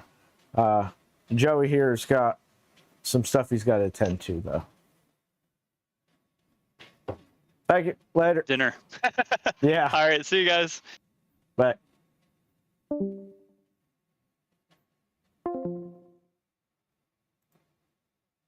All right.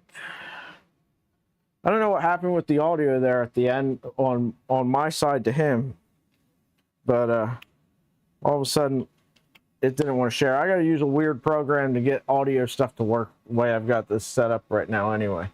So let me turn this off as well. All right. There we go. So we're nearing the end for this part, and we're almost getting ready to do the install on the bench. Yeah,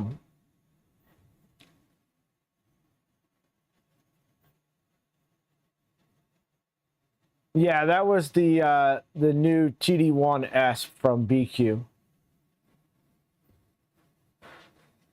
I haven't been on Discord audio today, surprisingly. I had a bunch of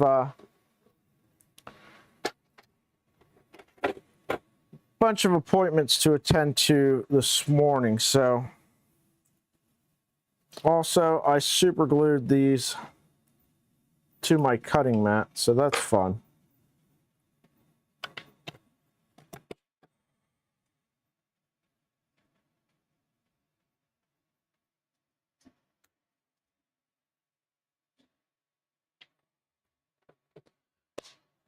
All right.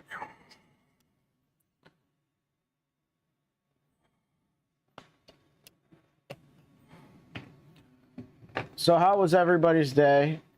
Printing PLA for the first time in quite a while and forgot how easy it is. I don't know. They're all basically the same to me. I don't really notice much of a difference from one to the other than the fact that it's a pain in the butt if I have to take doors off of a printer or something.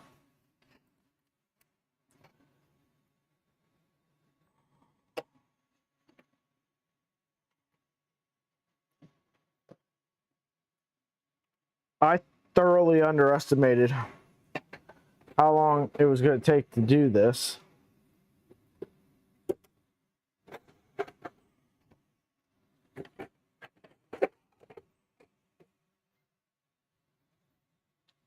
Honestly, it's because I forgot about the magnets and such.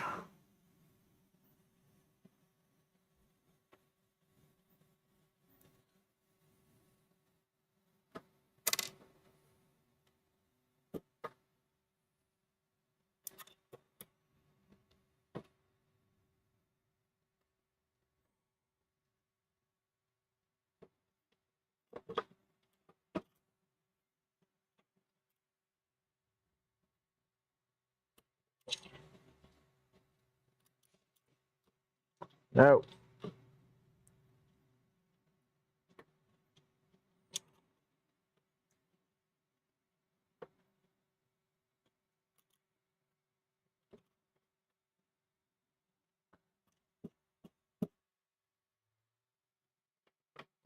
Alright, I'm trying to stick magnets down into this one over here.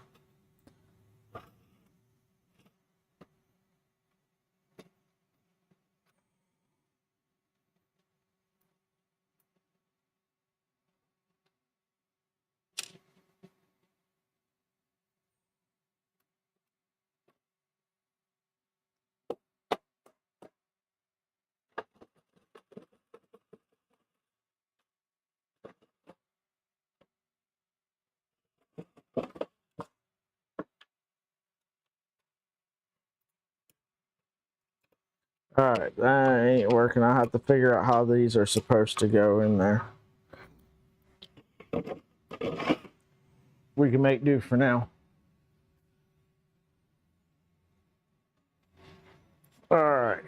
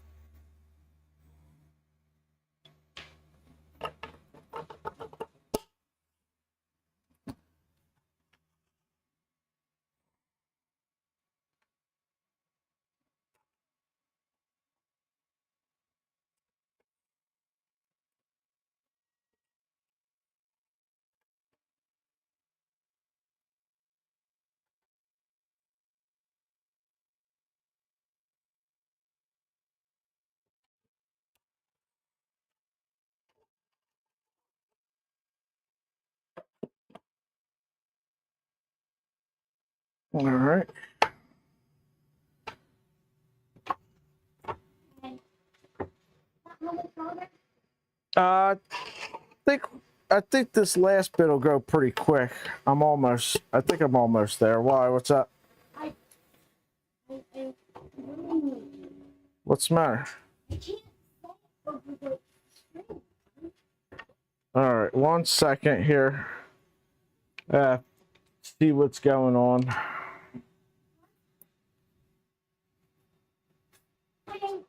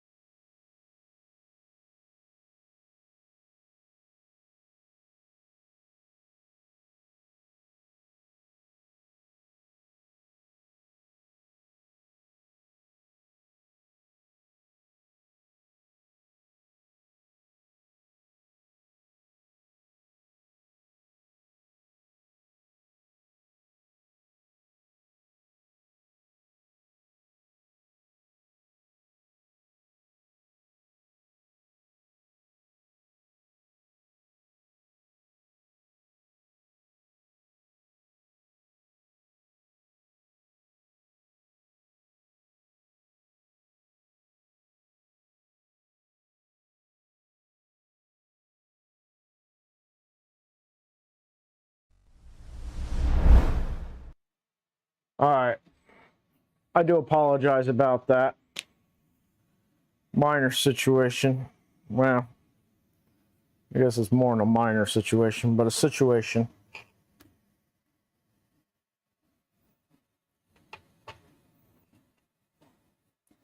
How do I have more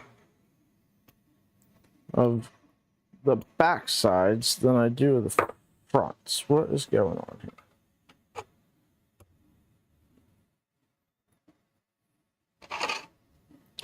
Did I forget to put these on somewhere?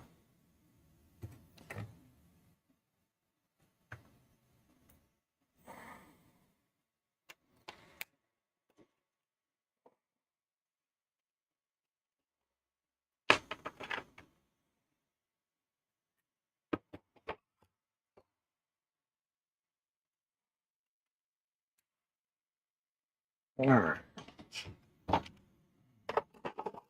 This drawer, that drawer. Yep, I forgot to put them on this one. All right. Where did I just put those magnets at? Don't know where I just set those magnets.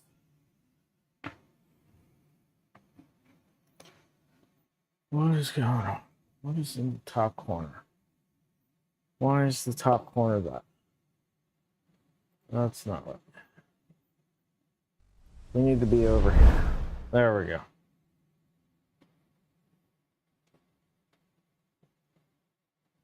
Oh, so the butane torch, you get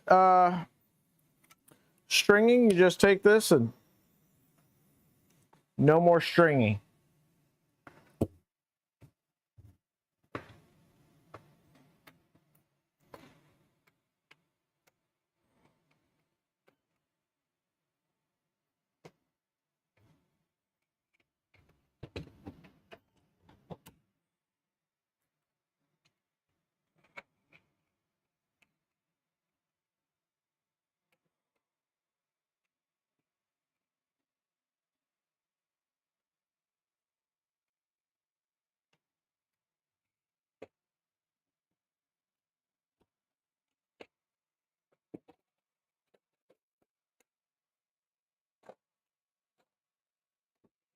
All right, last drawer.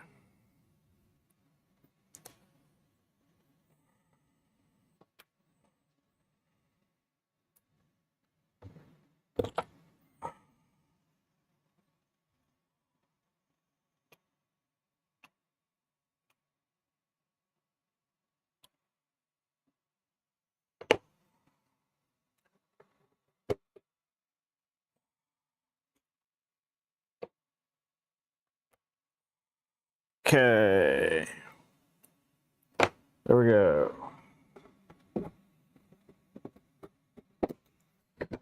Now we just need to find the polarity for these magnets.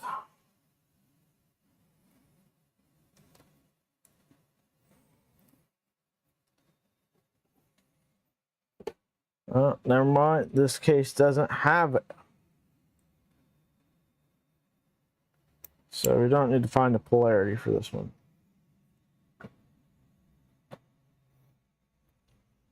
That's all right. All right, so these parts here get mounted up underneath.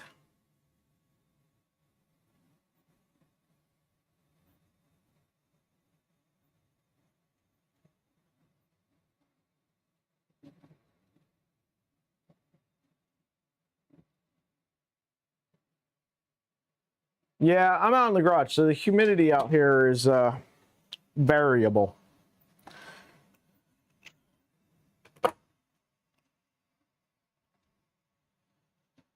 So what I need to do is I need to get one of the light drawers. I think will do best. And we're going to go over here to this camera. No, 3 here.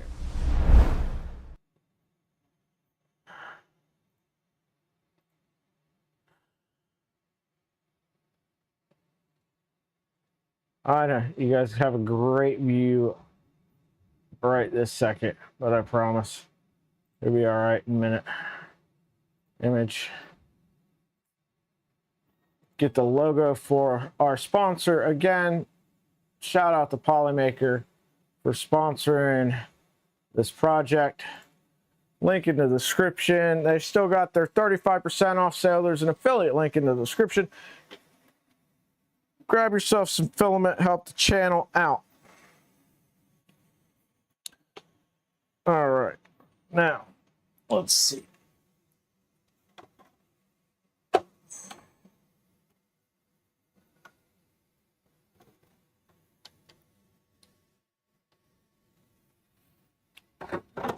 So I want the face, I want this back about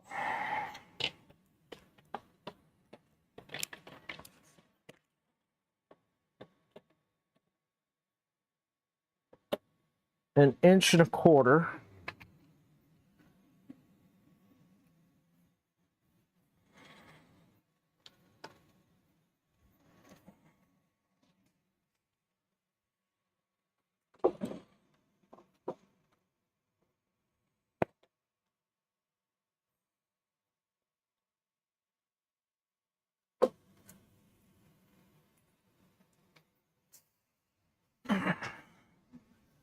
Little mark over here, 1.25 inches.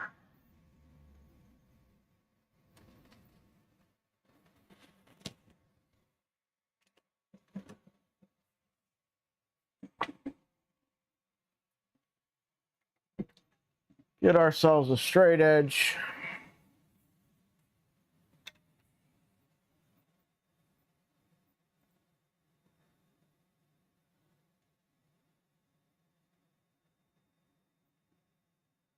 We don't actually need that one.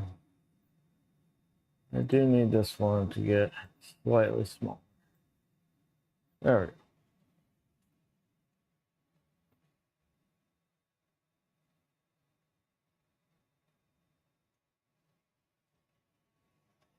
I don't even want to know what you guys are talking about in chat now.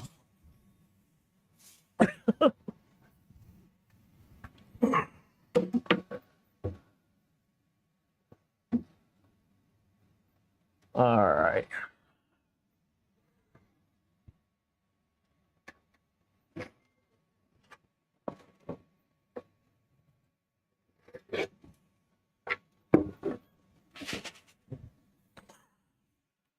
Oh, Lord.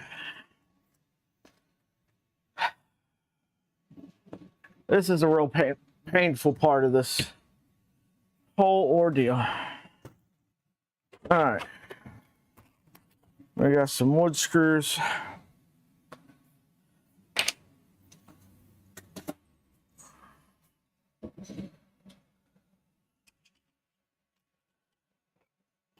Five of these. Make sure these screws are actually going to work.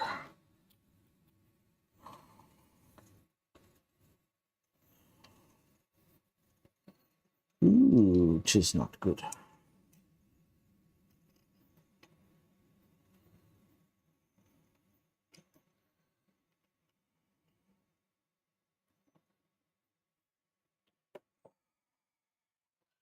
I have anything with a smaller head.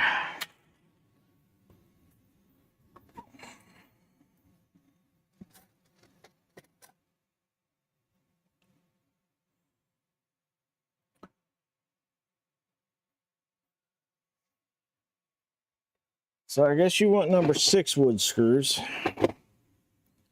if you go out and buy them. So I bought 8s, and the head's too big.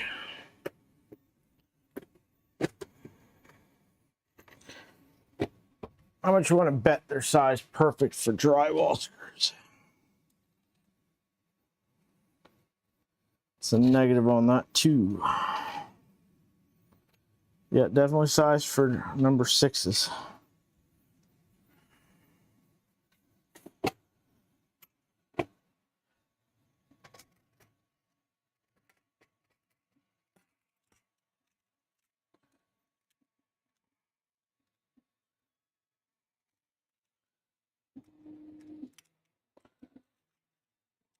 I got one number 6 screw to verify that. No, that doesn't seem right either. It seems almost too small.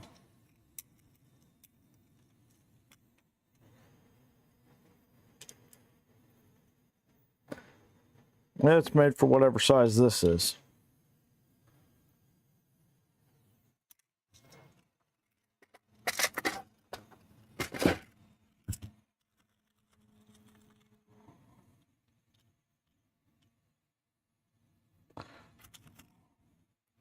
All right, we're going to use these ones.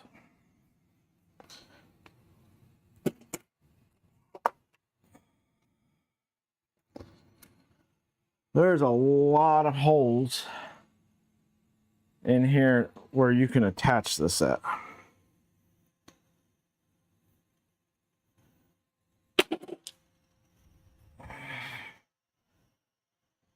Let's go get some power tools.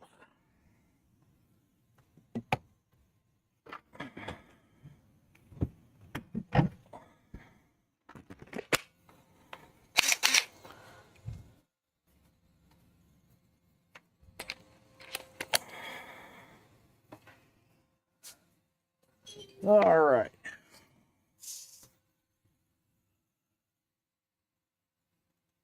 Wiki Central, how's it going? No Home Depot run. We're getting this done. So the black is Polymaker black ABS.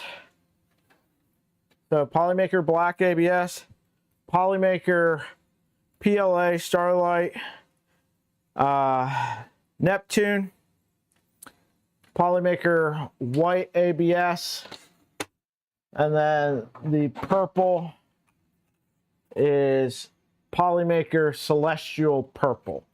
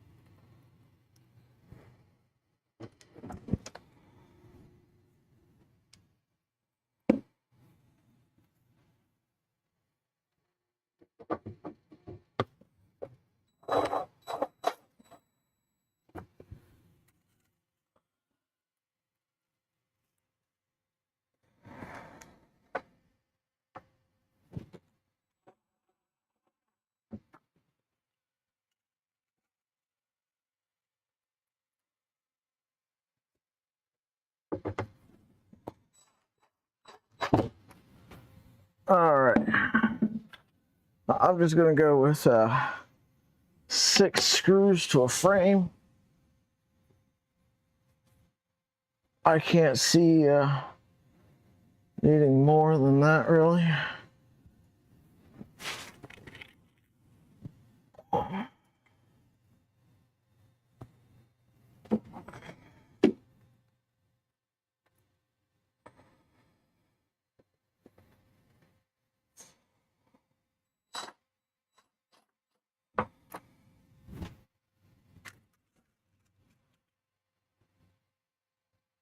There's space in here for 5, 10, 15, 18 screws if you so wished. Though I think if you're putting enough material in there, you need that many screws.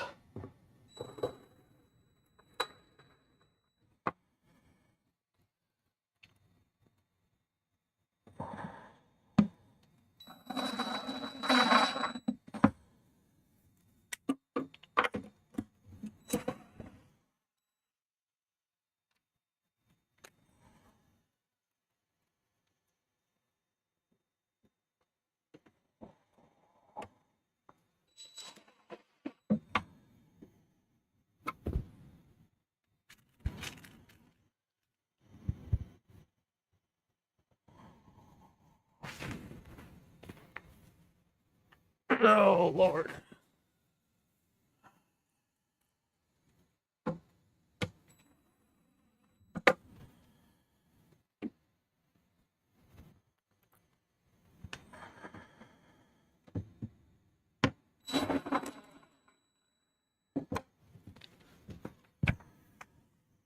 Earlier today, I put a piece of plywood up under here. That's what we're screwing into. I clearly don't have this following a straight line.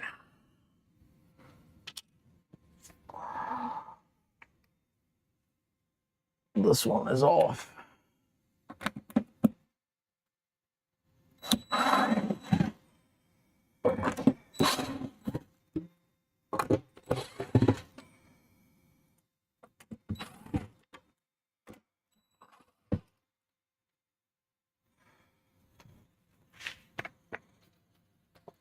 Yikes. Well, that's annoying.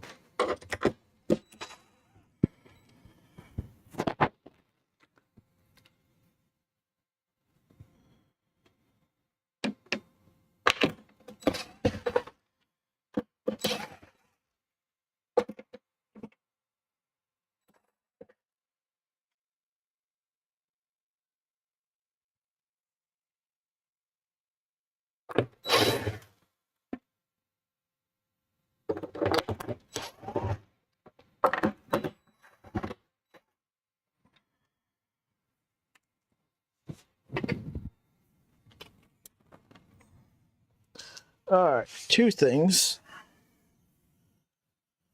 Number 1, being down there sucks. Number 2, let me see what's going on here. 1 second.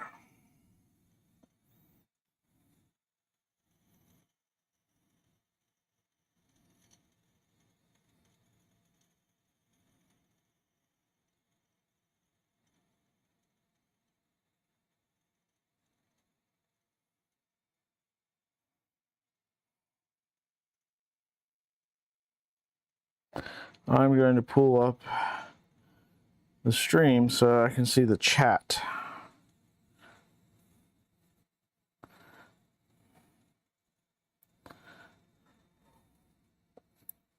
Yay. Chat.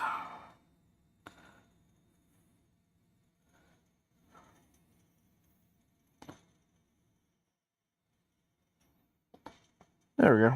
Chat.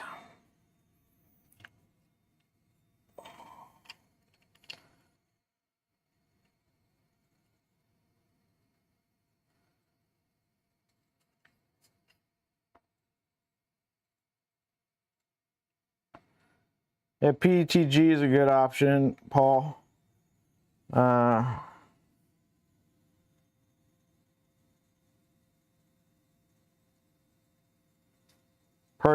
You're purging in the drawers? That's a good idea, Martin.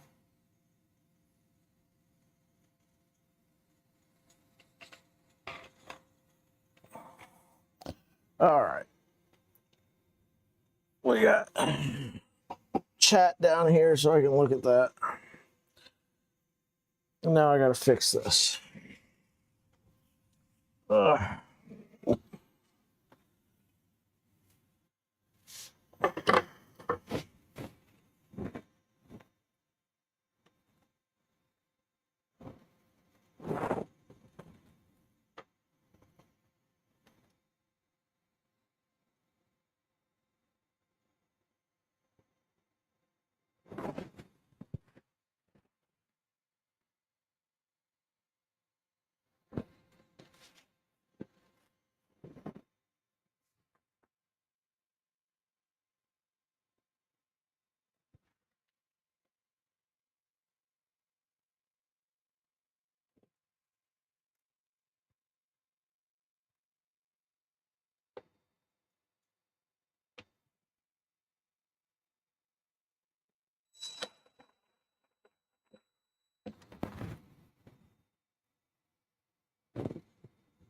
It's the first one that you kind of got to get perfect. Otherwise, they're all going to be walking one way or the other on you.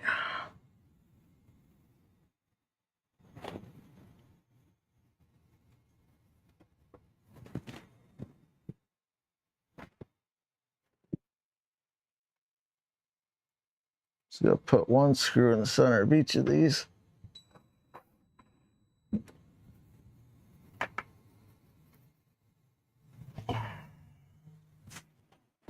Let's see if we're walking one way or the other.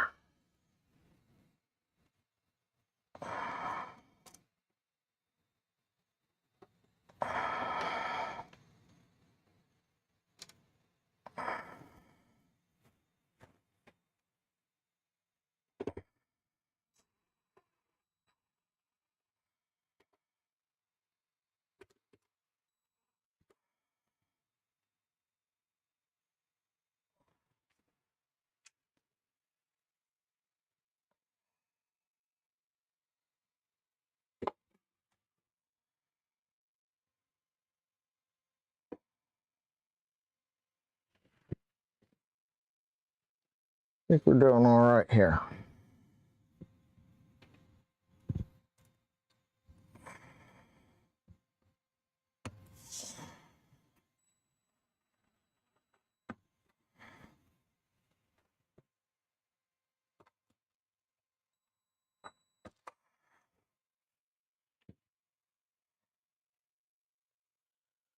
All right. Last one that needs pinned up. And then we can get some grooves.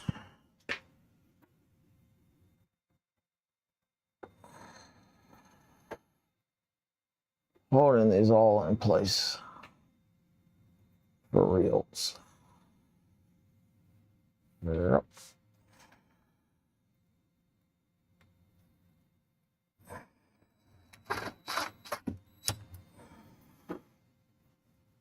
All right, what do you got going?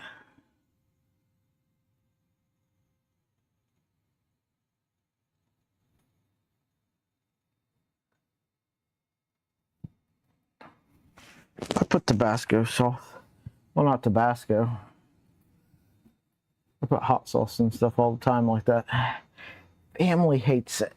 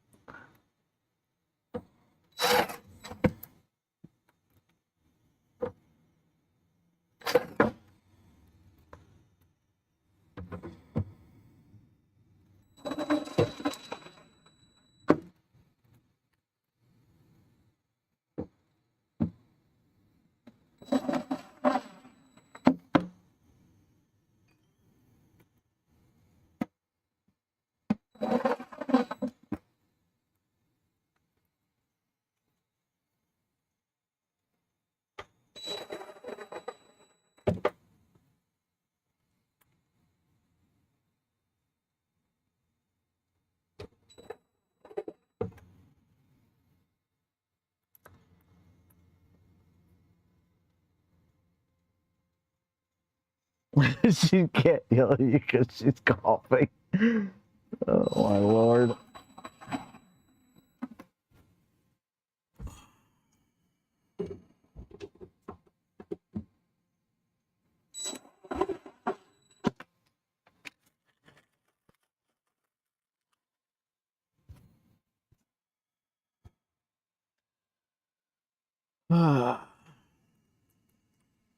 So if these end up sagging or whatnot, I can always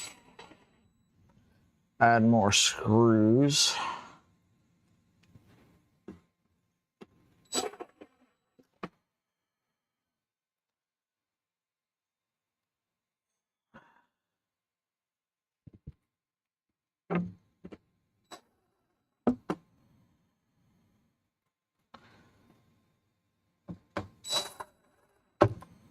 I think it's like this because of the different versions for different length drawers.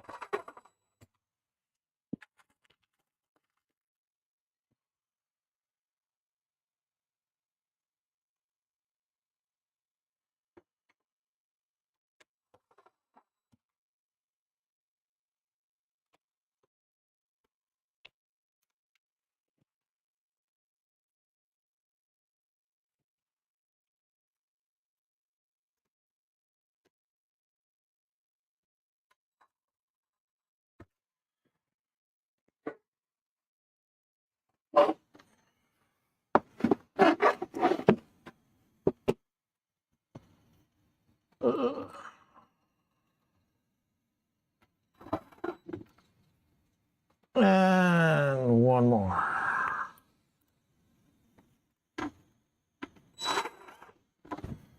I hate working upside down. Ugh.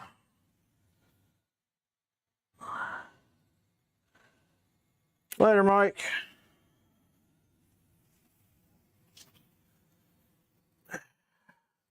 We're almost done. We've only got like, I don't know. I'm gonna say maybe 5 minutes to go here. All right. We're gonna start down here at the end with a drawer for maker chips. This is just gonna slide in here.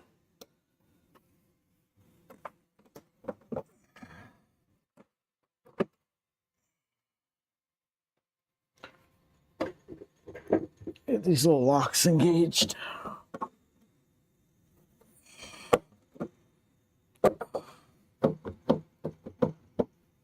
That one's engaged. Why aren't you going up?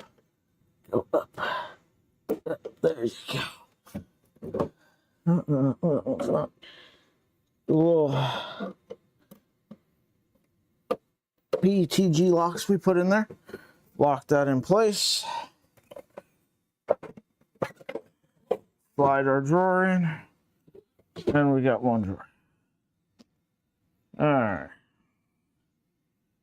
Next up. Another big double drawer.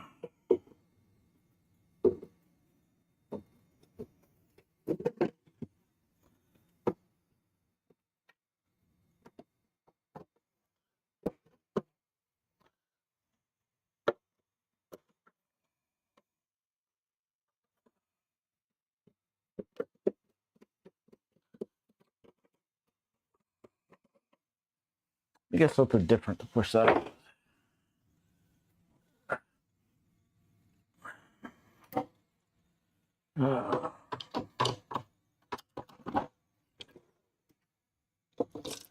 There we go. A little screwdriver. Just pushing the little locks up.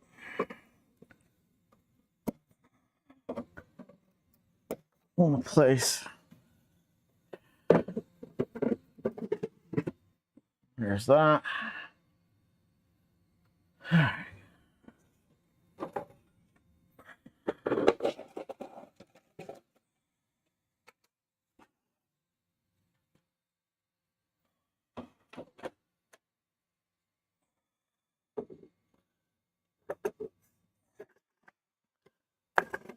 Half double wide, one highs.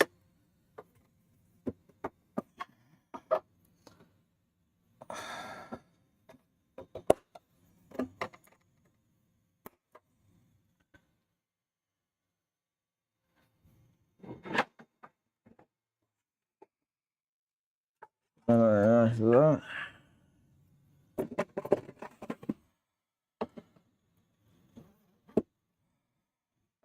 You can always rearrange these.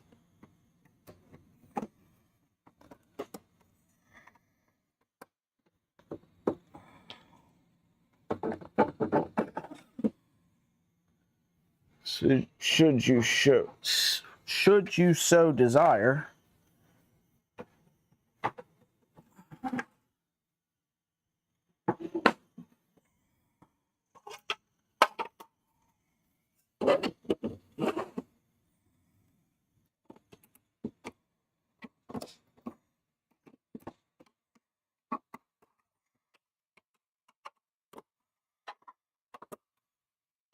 All right.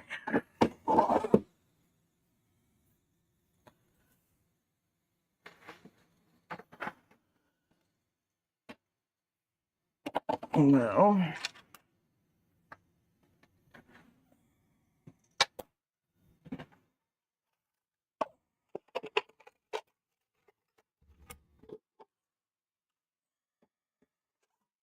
we've got two.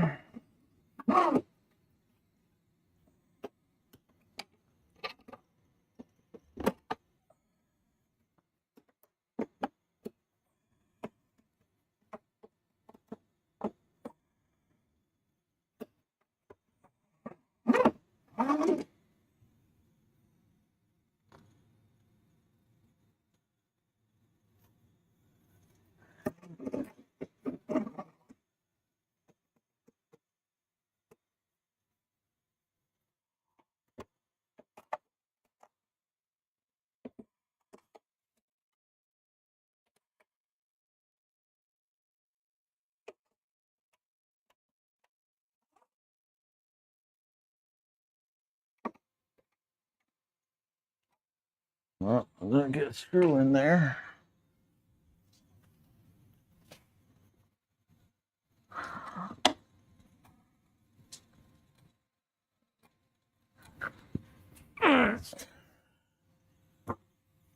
Let's see.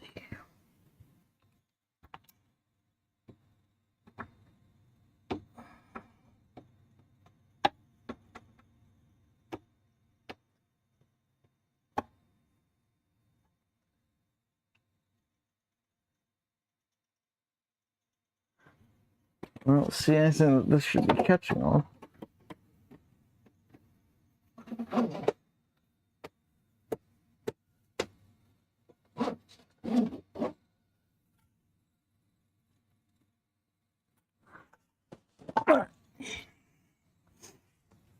quick, get a screw put in there.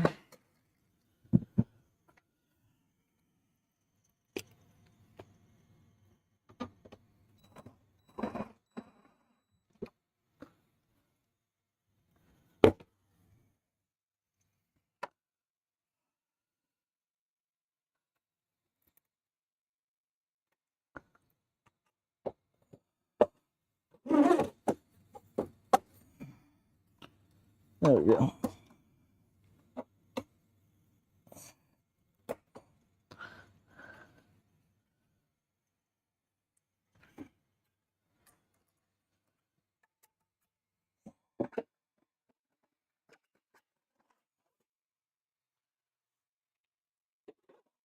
There are little stops to keep the drawers from just falling out, by the way. On the top ones, not on these ones. Well, I guess it's got print flat. That does make sense. Chat, where'd you go, chat?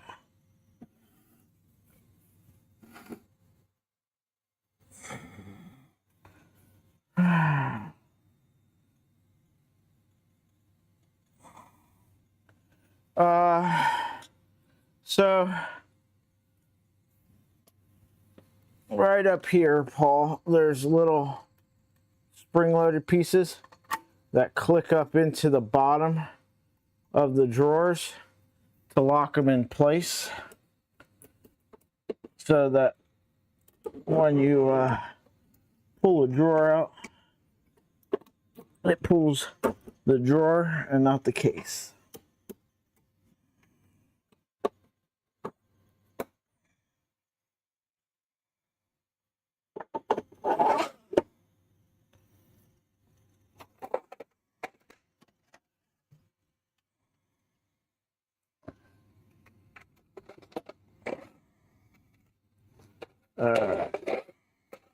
It might be easier if I assemble these.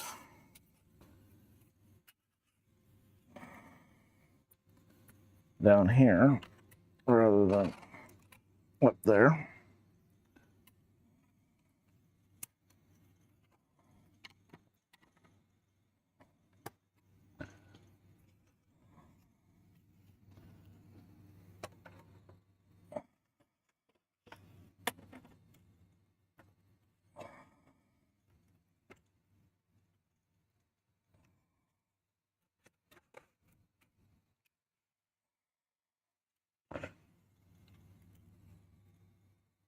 Like the table mount. Thank you.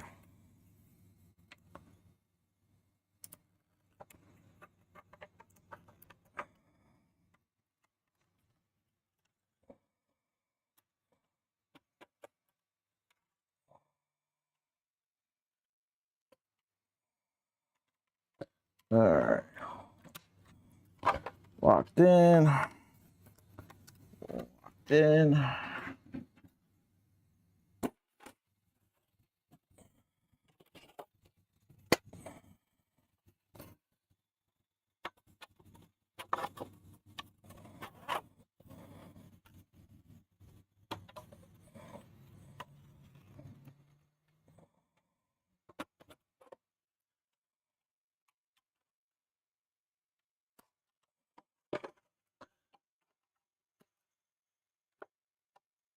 There we go.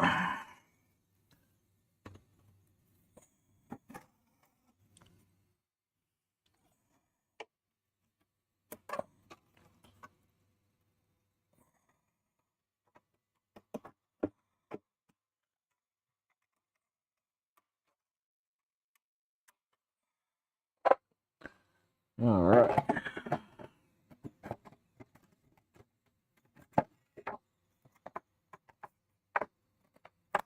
Yep. There's a problem because this is back.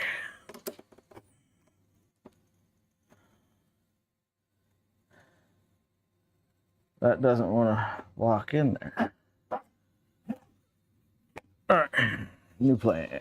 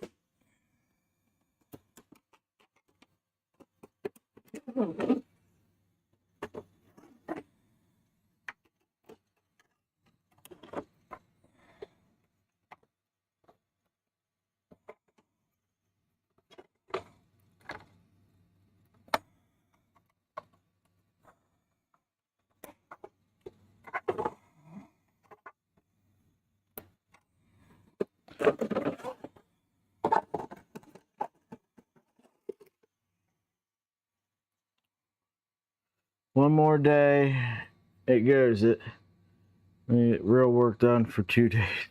Yeah. Weekend, she be coming. You guys got anything fun planned for the weekend?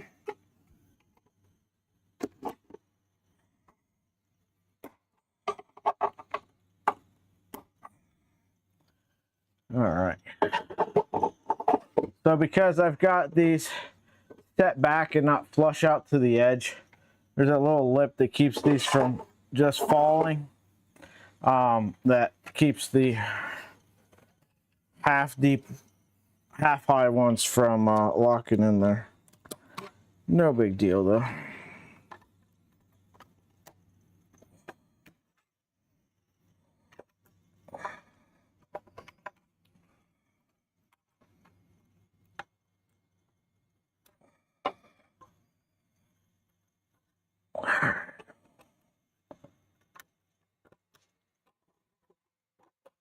There we go.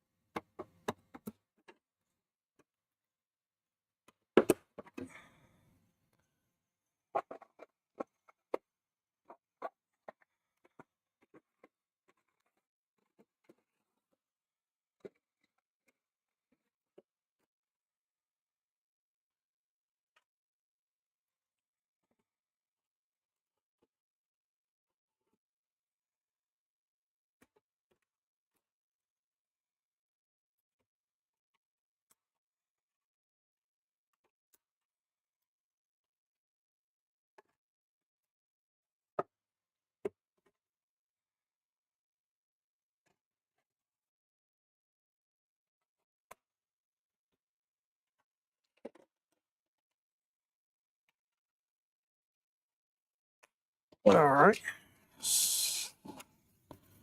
Slide these ones together.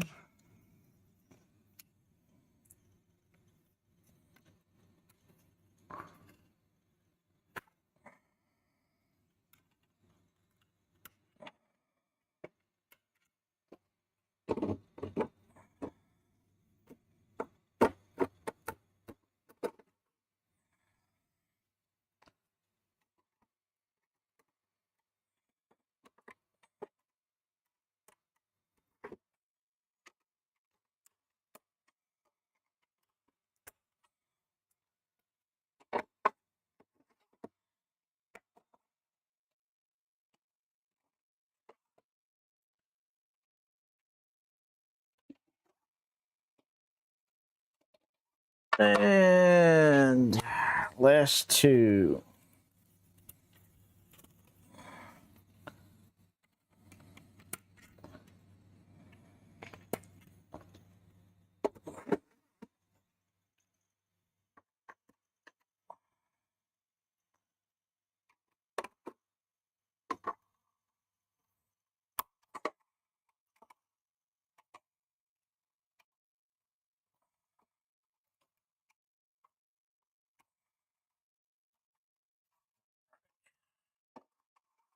One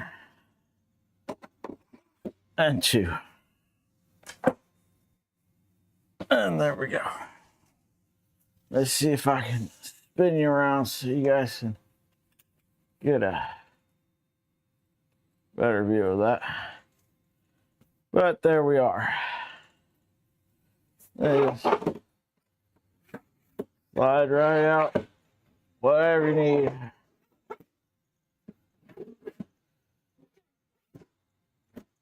At your fingertips.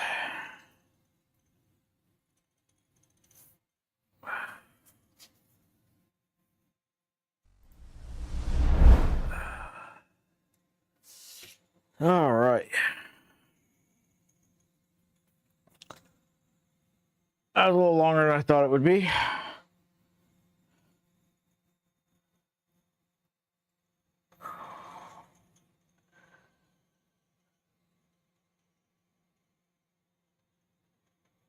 Got a roof to repair, a bunch of printing to do for Cranksgiving. What's that?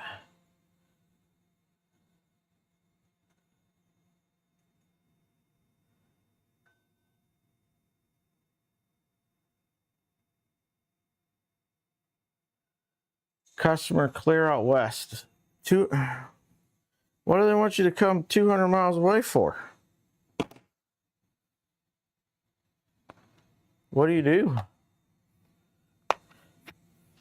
Yeah, I think that went really well. I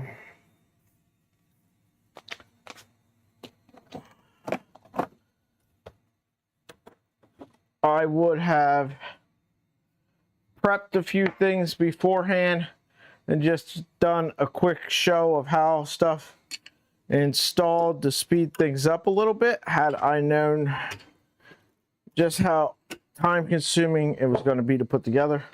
So for that, I apologize. I did not mean for this stream to be that long for a couple different reasons, but yeah, I'm really happy with it. Industrial laundry equipment. Eesh.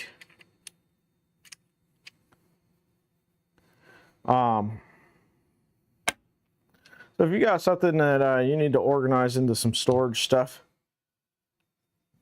and you're thinking about putting them in drawers, take a look. There's a lot of other drawer styles other than this. There's some that just kind of tilt forward, like tilt out hardware bins.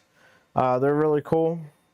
I thought about putting some of those further over, but I didn't want to come over any further than this because sometimes I'll roll a chair up here and sit and work on this computer if need be.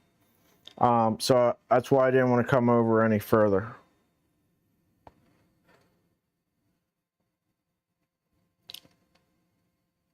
I did put a little bit of thought into it, I promise.